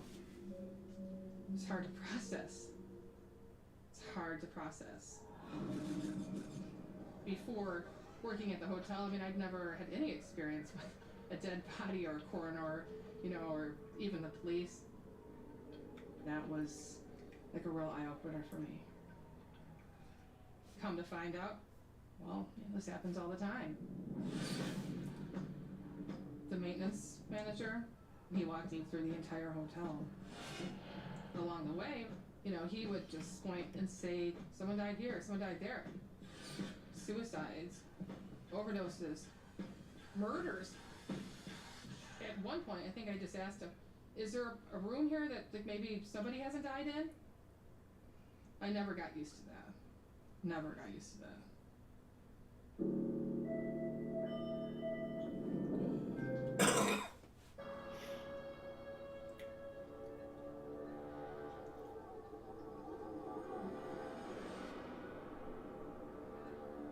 It's now been 2 weeks since anyone has seen or heard from Elisa Lam. LAPD's elite robbery homicide section is on the case. Police are worried that foul play could be involved. They tell us they got several tips immediately after this story made headlines about a week ago, but since then they've really hit a roadblock. They're hoping anyone with information comes forward now. Mike Tamara. All right, thanks a lot, Scott. My name is John Lorden. In terms of title, I consider myself a YouTuber, which I think has been added to the dictionary now. Elisa Lam is the reason why I started my YouTube channel. It was after I saw the elevator footage of her in the Cecil Hotel.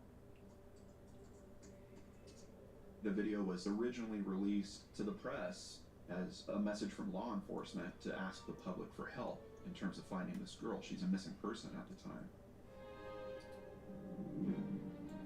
It's just very strange and kind of bizarre and creepy.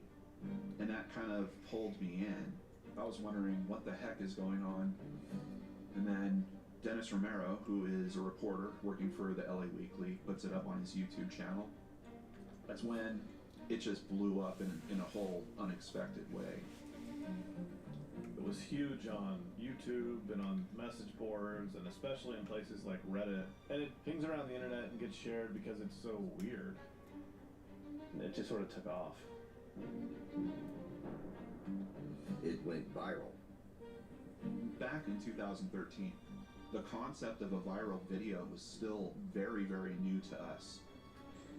When the video was put on a Chinese affiliate website, it got millions of views within a week and a half. This case garnered international attention. All of a sudden, it has over 25 million views. The video just spread like wildfire. In the web sleuth community, it created this feeding frenzy. Elisa Lam. Okay, Elisa Lam. The mysteriet om Elisa Lam. The bizarre case of Elisa Lam. It's one of the most creepiest videos. It just makes you want to know what really happened. I mean, there has to be something more here. What are we missing? That elevator video literally has spooked all of us. Where did she go? Web sleuths are a community of people online who live to solve crimes. And in fact, there have been many cases where they've been genuinely helpful to investigators. It's a hobby for people, and I think it's a hobby that becomes an obsession. We all knew there must be more to this story out there. I started thinking like, hey wait, if we get our brains together, we can work on solving something together. Hello, Brain Scratchers. It's me again, John Lorden, and we're going to be looking into the Elisa Lam case. Just want to send a couple of thank yous to commenters that gave some very good pieces of new information to me. The thing I noticed most was a lot of people were talking about the footprint that Elisa left digitally, especially when it comes to her social media. It really made a lot of people wonder, is there something here that we can actually learn and apply to this case? So I started reading through a lot of her Tumblr posts. She was writing for years, and I was just trying to understand who she was as a person.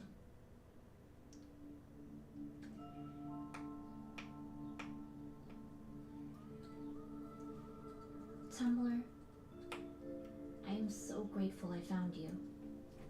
You remind me the world is big, and I have a place in it somewhere. This is her Nouvelle Nouveau Tumblr. You can see that she was really kind of posting a lot of artsy stuff. You got a old picture of Bowie here, a lot of cool paintings and artwork. She was a big Harry Potter fan. She was obsessed with The Great Gatsby.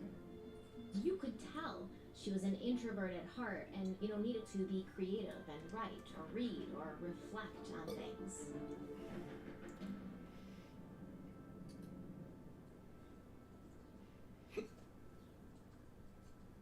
In a way, I know exactly what I want. I know my future job must not be behind a desk. I know I want to travel endlessly. I want to experience it all. Browsing through her social media, something else stands out. Elisa might have been going through some stuff.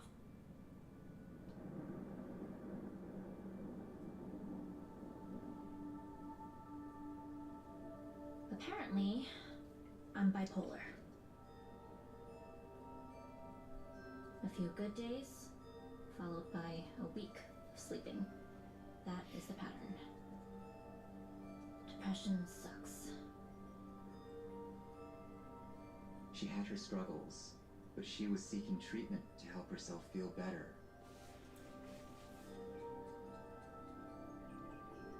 Finally found the antidepressant that has made some difference. Today was much better. She was just like any 20-something in a pursuit to get to know herself. I will put things in perspective and remind myself, you are strong. You are capable. You are special. There's just something about her honesty that came through in her writing, and that really resonated with me. And I think that that's the same with all of us. This sounds strange, but I began to feel connected to her. Her Tumblr really made people feel like they knew her and that they wanted to help her. Putting yourself in her shoes, you just want to feel like you've done everything you can to try and figure out what happened.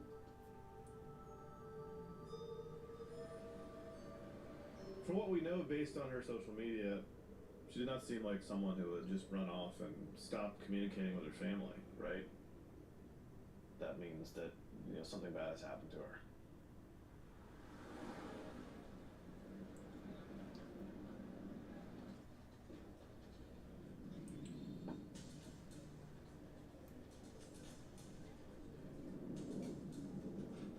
At this point of the investigation, after we've released the video, it just blew up in the media. This surveillance video, it shows the woman acting strangely in a hotel elevator. She walks. Because her behavior on the elevator was unusual. When we first watched it, my partner and I were just sitting there staring at it.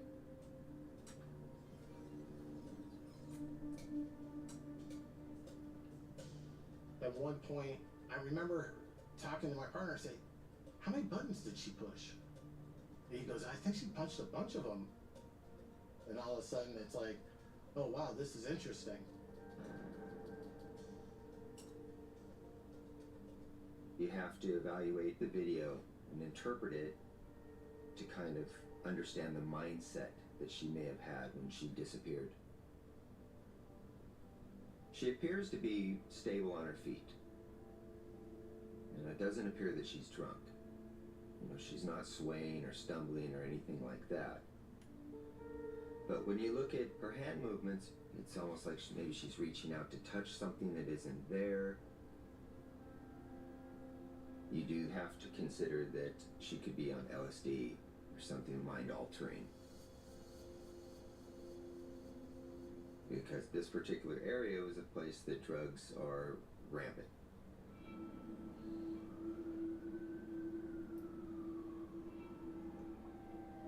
If you stepped outside La Cecil, within half a block you'd be at one of the biggest open-air drug markets in the western United States.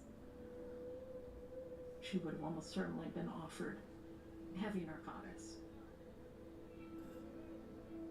So we've got to figure out if she had been having a drug-induced experience.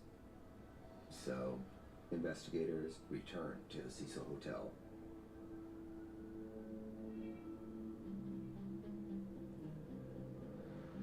They learned that when she checked in, Elisa had been sharing a room at the hotel with a couple other girls. Eventually, these girls began to complain about her behavior, and so that prompted the hotel to move her into a private room by herself. In talking to the hotel, her behavior was somewhat unusual over a period of a few days. Whether it's drugs or if there's something else going on. We all felt that now we're looking for somebody in a state of mind that could render her more vulnerable to someone taking advantage of her. So our level of concern starts going up.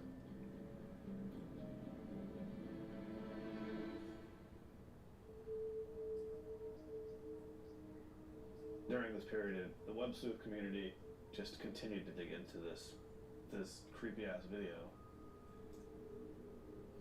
At first, people thought, like, it's just such bizarre behavior. She seems like she's communicating with someone, but she's alone. You can't help but wonder, like, what the fuck? Why is she acting this way? I'm trying to stay very logical about it. I've watched this video a whole bunch of times again, just trying to find any information that might be helpful. Maybe that other people hadn't considered before. And the first thing you have to wonder is, she's pressing the buttons, but the elevator isn't doing what you would expect. It's not going anywhere.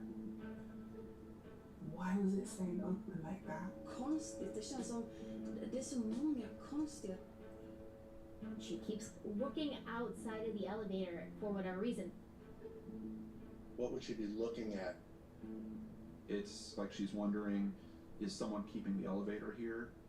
Is there some unseen person standing outside of the elevator holding the button so that it doesn't close? What if someone purposely stalled that elevator to keep her from leaving?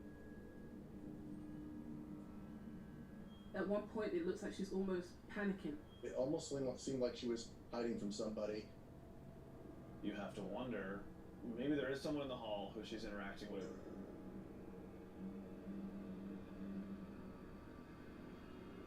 If you look closely at the elevator footage, you'll notice one frame, one particular pinpointed spot. It is blurry a little bit, but some people say that you could see a shoe. Something that Elisa was not wearing. A lot of people think that there's another foot there. It doesn't seem to be in line with her feet. It looks like it's twisted in an odd way. My gut keeps leaning towards there being someone outside the elevator. I think that someone was there that night at the elevator, but it doesn't show who. It could have been someone who she knew beforehand. Had she met someone in LA while she was there? A lot of people linked it to a post that Elisa made previously, right before her trip to the US, about planning on meeting people. Meetup applications now accepted. It's not inconceivable to think that she met a guy that she liked and maybe a date went bad. Like maybe someone she met had come after her. She seems afraid. Elisa also had been blogging about the kind of unwanted attention that she was getting. I'm going out tonight. I really hope no creeper comes near me. Show the slightest inclination and they hound you. She said there was guys trying to hit on her and follow her, and this was just, not long before she went to LA. Anyone could have followed her into the hotel. It could have been a person from the street. It could have been a guy staying at the Cecil Hotel who was trying to attack her. If Elisa was being followed by someone involved in her disappearance, we need more information to figure it all out.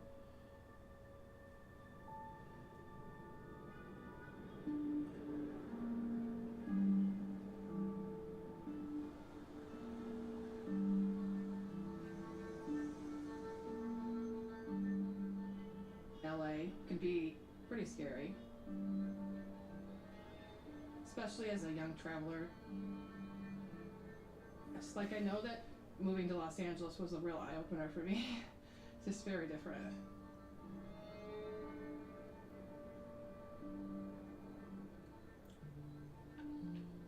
I kind of grew up in the country, if you will. It was pretty quiet for the most part. I certainly wasn't exposed to a lot of things.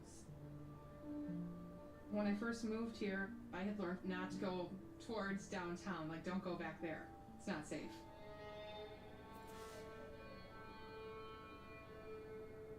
But in 2007, it was starting to turn.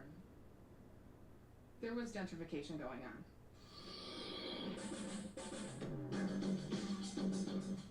Los Angeles, California. It has never been known for downtown living, but there is a development boom in the area that should change that.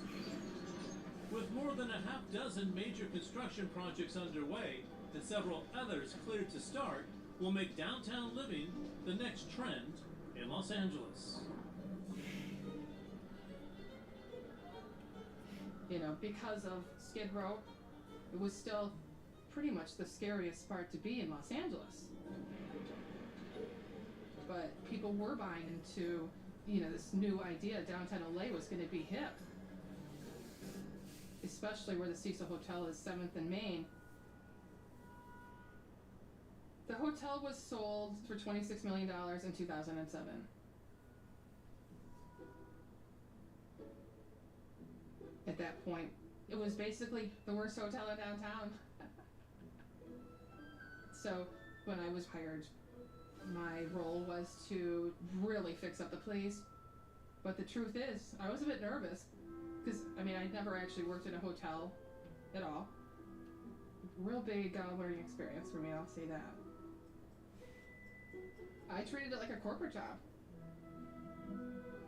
I would be the girl in the pearls and earrings, ready to go.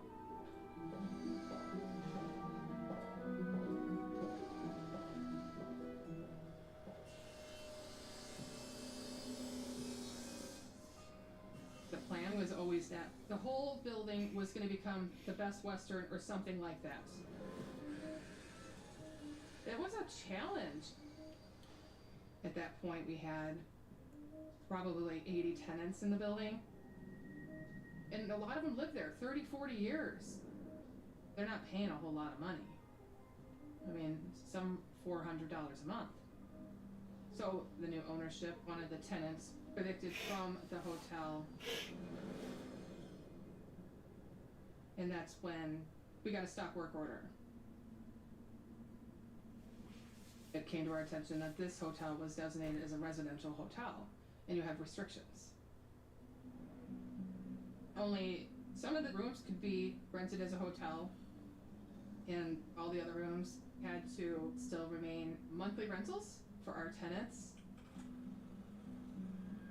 The Cecil and other hotels like it are part of a program on Skid Row that allows for homeless or lower income individuals to have a home for a couple of weeks or a month, and in some cases, even years. Because of the legal parameters around the hotel, we were kind of on a holding pattern of what we're going to do with this place. It felt like there's just no chance that it could ever be successful. I mean, there were so many shady residents there. And because of that, there's only so much you can control. You know, bad things just kept happening. We consistently had people pass away. I believe in the 10 years that I worked there was about 80 deaths.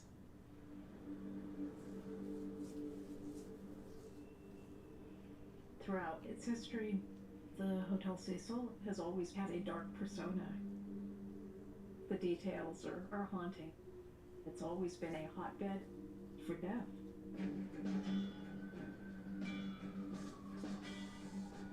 So in 1931, you have W.K. Norton, the earliest reported suicide. In 1934, a resident of the hotel committed suicide by slashing their own throat with a razor. And the death didn't stop. 1962, this young woman, Pauline Otten, who was fighting with her husband, Dewey, up on the 9th floor. And I guess she just had had enough, so she decided she was going to jump out the window and teach the guy a lesson. It's a very busy boulevard. This guy was just walking down the street, and they were both instantly killed. And death from above takes him out with no chance. In 1964, Goldie Osgood lived in the Cecil. Her nickname was Pigeon Goldie because she regularly would come out and feed the pigeons, so her nickname was Pigeon Goldie. Everybody knew her, and someone attacks her in her room in the middle of the day, and she's raped and stabbed and strangled and left there on her bed. It's heartbreaking. So Skid Row gets tougher into the 1980s. The Cecil Hotel became sort of a powder keg. Lawless. It pretty much was lawless then. Back in the 80s, I would never go no farther than the 6th floor. Usually the higher floors, like the Caesar, people used to get killed up in there. And once they got a guy in the room, they would rob him, beat him up, and throw him out the window. So if you didn't watch yourself, you might come flying out there with no wings. It's one of these hotels that's well known for this type of crime. The Cecil was a place where serial killers, let their hair down. One was the figure who stayed upstairs on the 14th floor, was paying $14 a night for his room. He liked to scare, torture, torment, kill, rape human beings. Californians have come to know him as the Night Stalker. He's the sadistic killer wanted for a series of murders and rapes. He strikes in the night, and police say he has killed 14 people. The crime spree covers 50 miles. The suspect varies the time, place, and type of attack, attacking single women, elderly couples, children, anyone, any place where windows are left unlocked, the home's poorly lit. Nobody knows where this individual may strike next. My career in law enforcement overlapped with my father's.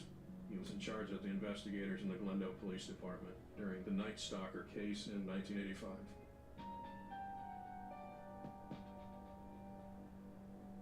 The level of fear within the community was nearly indescribable. Those who don't already have guns are buying them. Locks are selling well too. I mean, it's frightening. Who wants to be next? I know. No one else does.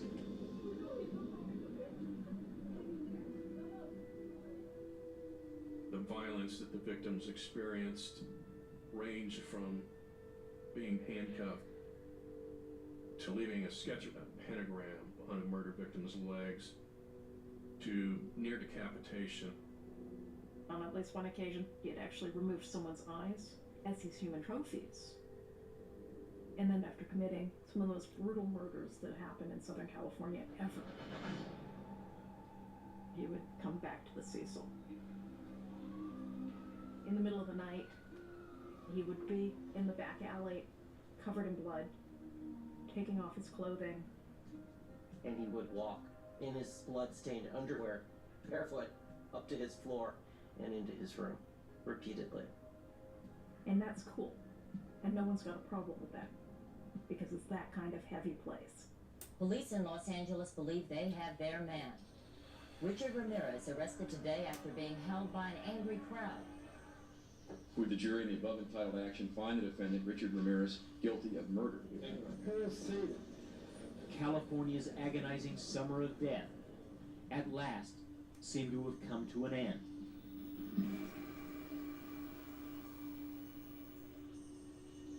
The Richard Ramirez presence at the Cecil tells you a lot about what kind of place it was, which is a place that a maniacal serial killer is comfortable coming home.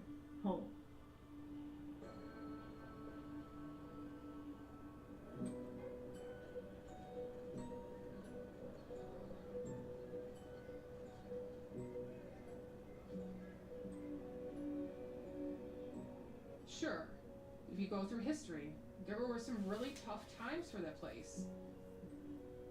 I just feel like the Cecil Hotel has really suffered from, a bad reputation. People call it the suicide hotel death.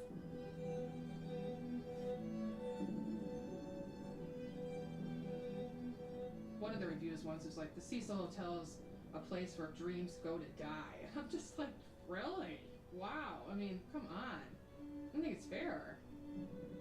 It's like, how do you escape that? That was when we invented Stay on Main. Because of the restrictions around the hotel, we developed a concept for 2 separate hotels in one building. The Stay on Main Hotel would be a youth hostel for the modern traveler. And the Cecil would be for our tenants and other guests.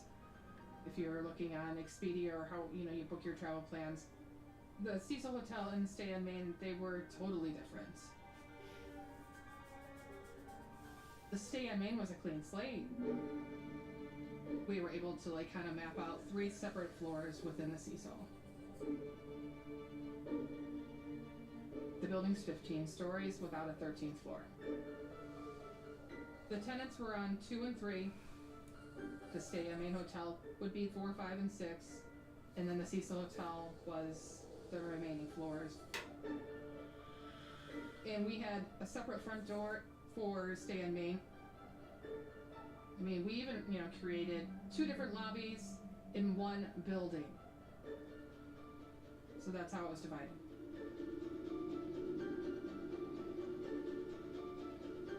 I felt like I could see the vision of what this hotel could actually be.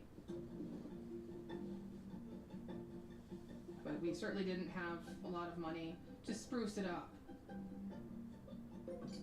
So we started with cosmetic upgrades. Fresh paint, bunk beds, new bedding. Even the colors we used. Bright orange. Different front desk staff, they're dressed differently. It was just a whole different experience. Checking into Stay on Main People liked the concept. You know, the young travelers really started staying at the hotel. We started to get positive reviews. We were actually able to charge more, so it was really almost a band-aid of a way for income. But the reason why we were able to succeed was because the Stay on Main was a different property altogether, with one exception.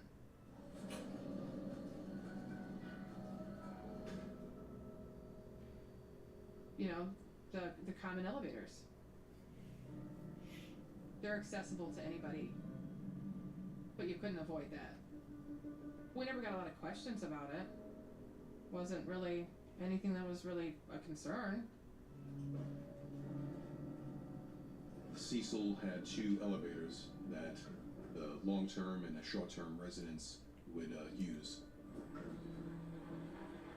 So if you're staying at the Stay on Main, you would have to sometimes interact with someone that's completely bugging out, or someone that just can't have an insane asylum or a jail or prison.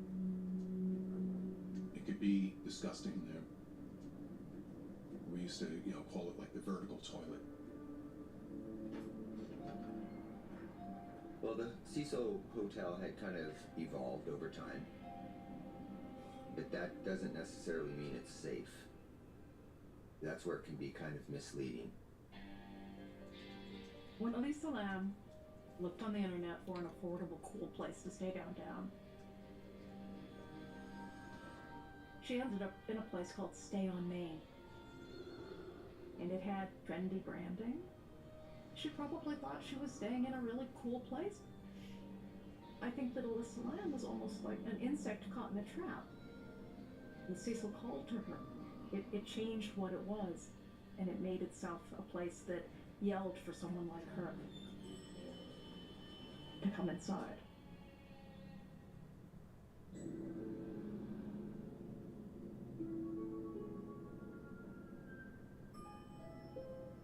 It seemed like everybody took interest in the Elisa Lam case. It can actually make our job a little bit harder, because a rumor could easily become a false lead. And because we chose to only provide a limited amount of information, people took the time to investigate the case on their own.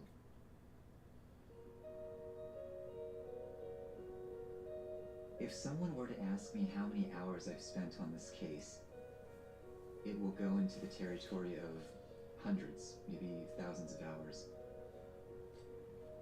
For much of the time that I spent researching the case, I was in between jobs, so for me it gave me a sense of purpose. I am John Savani, I am a dental student, and I am a co-founder of the Elisa Lam discussion group on Facebook. We are a dedicated group to the case, and we focus on the facts that are out there. This video is a gift. It's all here, folks. The last seen location. This video creeps me out. I've watched it 1,000 times. I believe she could be in serious trouble. More and more people have been delving into this video, and we're able to notice things that look suspicious. One of the biggest pieces of evidence that Web Sleuth spotted in this video was the video itself. The timestamp is so unclear, there's no way to really tell what it says.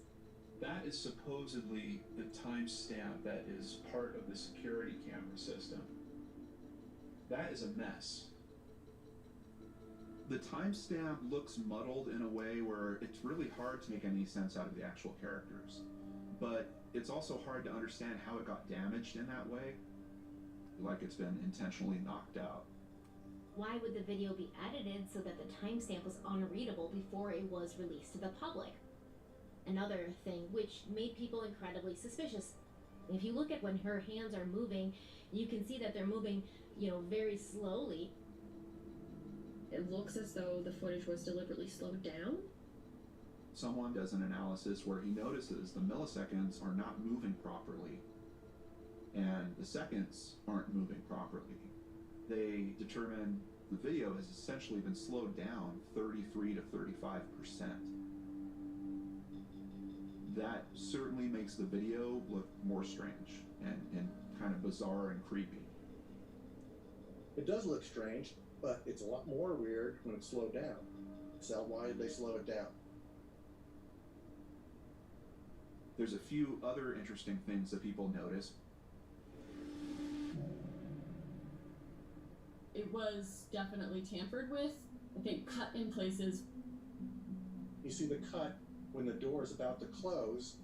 You'll see the elevator door jump about 6 inches and then all of a sudden keeps closing. That just confirms that the video was altered. And even though you can't see the busted up time code, you know the order of numbers. So once people start kind of decoding the time code, they notice 53 seconds just completely disappear. What was on that missing footage? That missing minute might be the magic bullet. Maybe it shows someone walking by. A lot of people believe that it was footage of the person responsible for Lisa's disappearance. If anyone was in that footage, they would be a person of interest. Some people think that it was edited to remove someone from the video. The edits could have possibly been done by the hotel before it was provided to the police.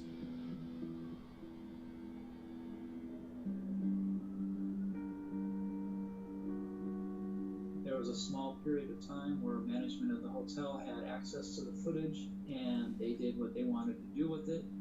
Who else could manipulate the camera to have a missing minute in it? Some people say it was a hotel employee.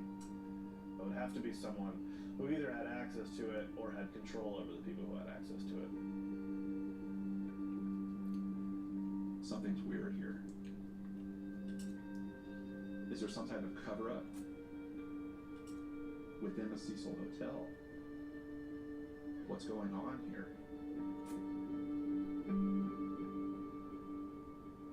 So the elevator footage seems to really interest people, and that's where, you know, a lot of this is kind of like caught up. Have you seen the elevator footage? When people ask me, and I will, of course I've seen the elevator footage. I provided the footage. We provided all that to the police department. You know, we gave it all. There's no way that that could have been edited by somebody at the hotel. People choose to believe that somehow, you know, we did that. That's their choice.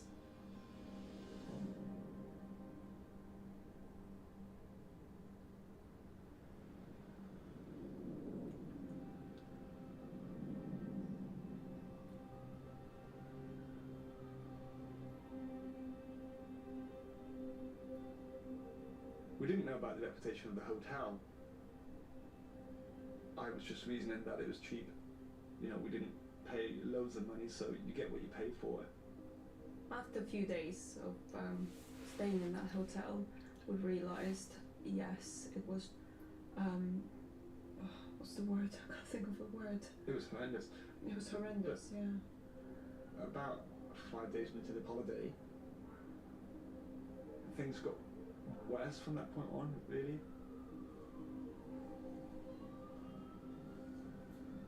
I was struggling to sleep. There was a party below us, or at least it sounded like that. We noticed there was a smell of weed in the room, which was coming through the vent in the bathroom. Also, we noticed that the water pressure was very low. We turned the tap on. Why is the pressure blocked? Why is there no water pressure?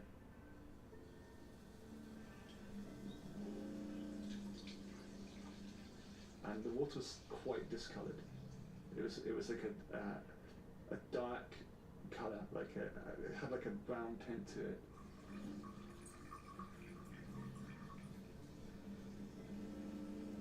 We were brushing our teeth using that water, we were showering in that water. We did drink the water, but it did have a funny taste to it.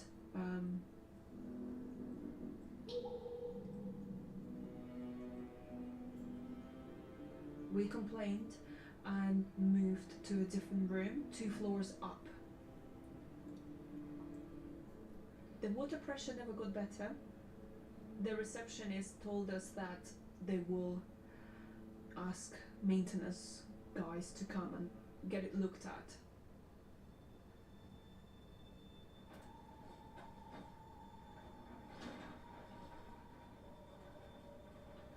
There was a complaint about the water pressure, so I asked maintenance to check for possible clogs, you know, see if everything's okay. Siempre tenía que andar checando uno, alguna cosa que hubiera malo. Mantenimientos de 24 horas, de día y de noche. Entonces dije yo, pues, ok, voy a averiguarle.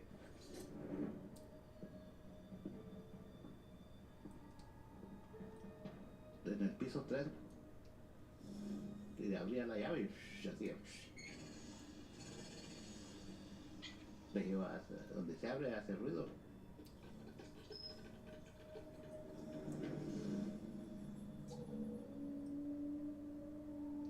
Entonces le conté al otro mi compañero que hay un problema.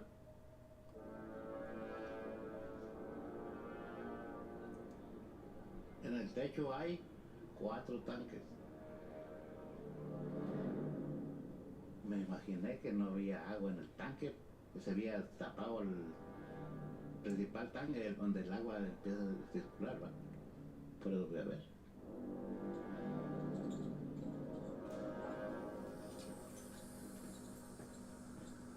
El techo hay otras escaleritas para ver de llegar a los tanques.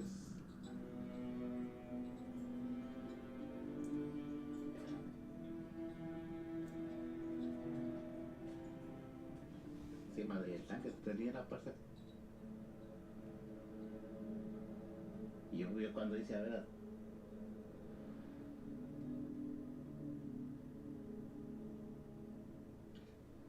Ahí cuando.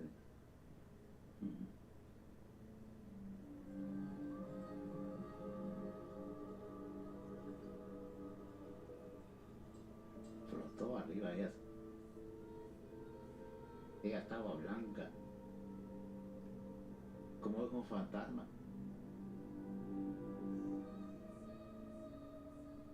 Ahí me sorprendió y dije, ¿qué? Esta es la que andamos buscando.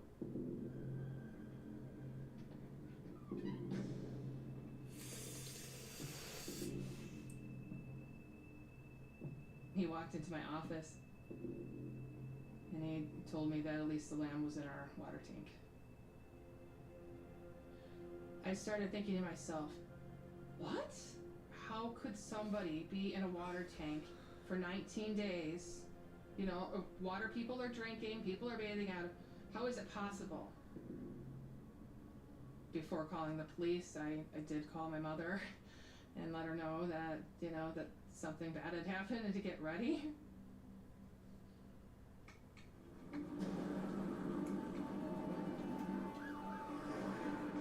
Next thing I know, it's a mob scene. There were no less than 100 people on the roof. According to the investigators, when officers arrived at the scene, the tank hatch was closed.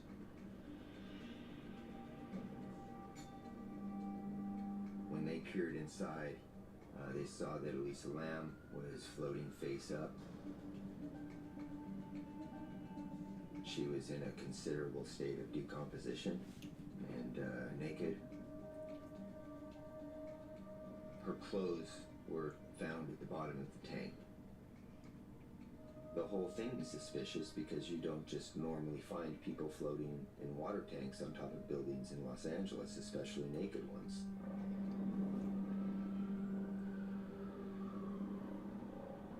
We heard lots of police sirens. We saw news companies just outside, and we were just sat in the lobby. We didn't know what was going on. We approached a receptionist about the situation, and they wouldn't say anything. It felt like they were hiding something. We didn't really touch. The only thing I could do was go out and speak to the reporters. They said, oh, they found the body of a missing Canadian student in this hotel. I just looked at him and said, what?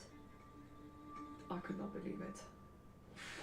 A developing story, and this is a strange one. The body of a missing Canadian tourist has been found in this water tank. The woman inside the tank, 21-year-old Elisa Lam.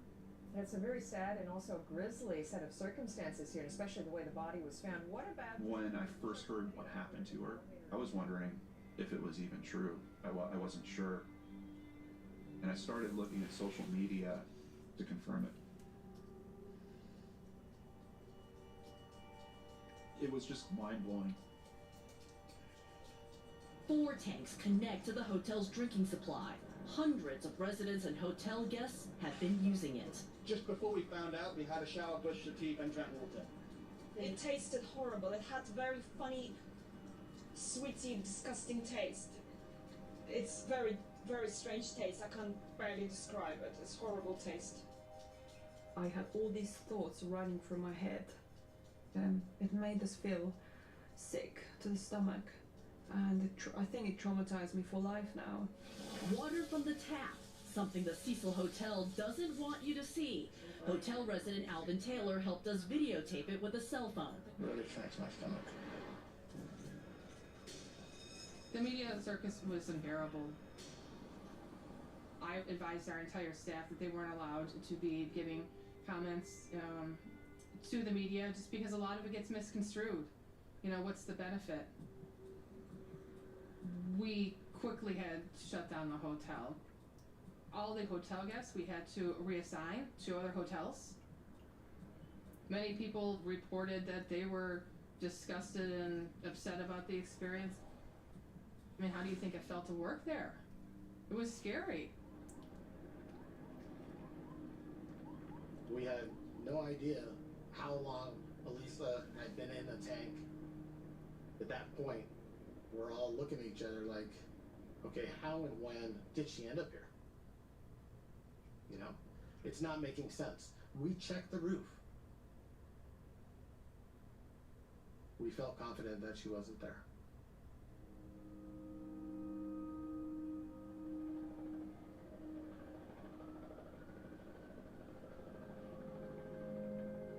In Los Angeles, police are struggling to figure out how the body of a Canadian tourist ended up in the water tower of a Skid Row hotel. And these are the final haunting images we have of Elisa Lam. When Elisa Lam's body was found, it was not the news that a lot of us wanted to hear. We all wanted her to be alive. So...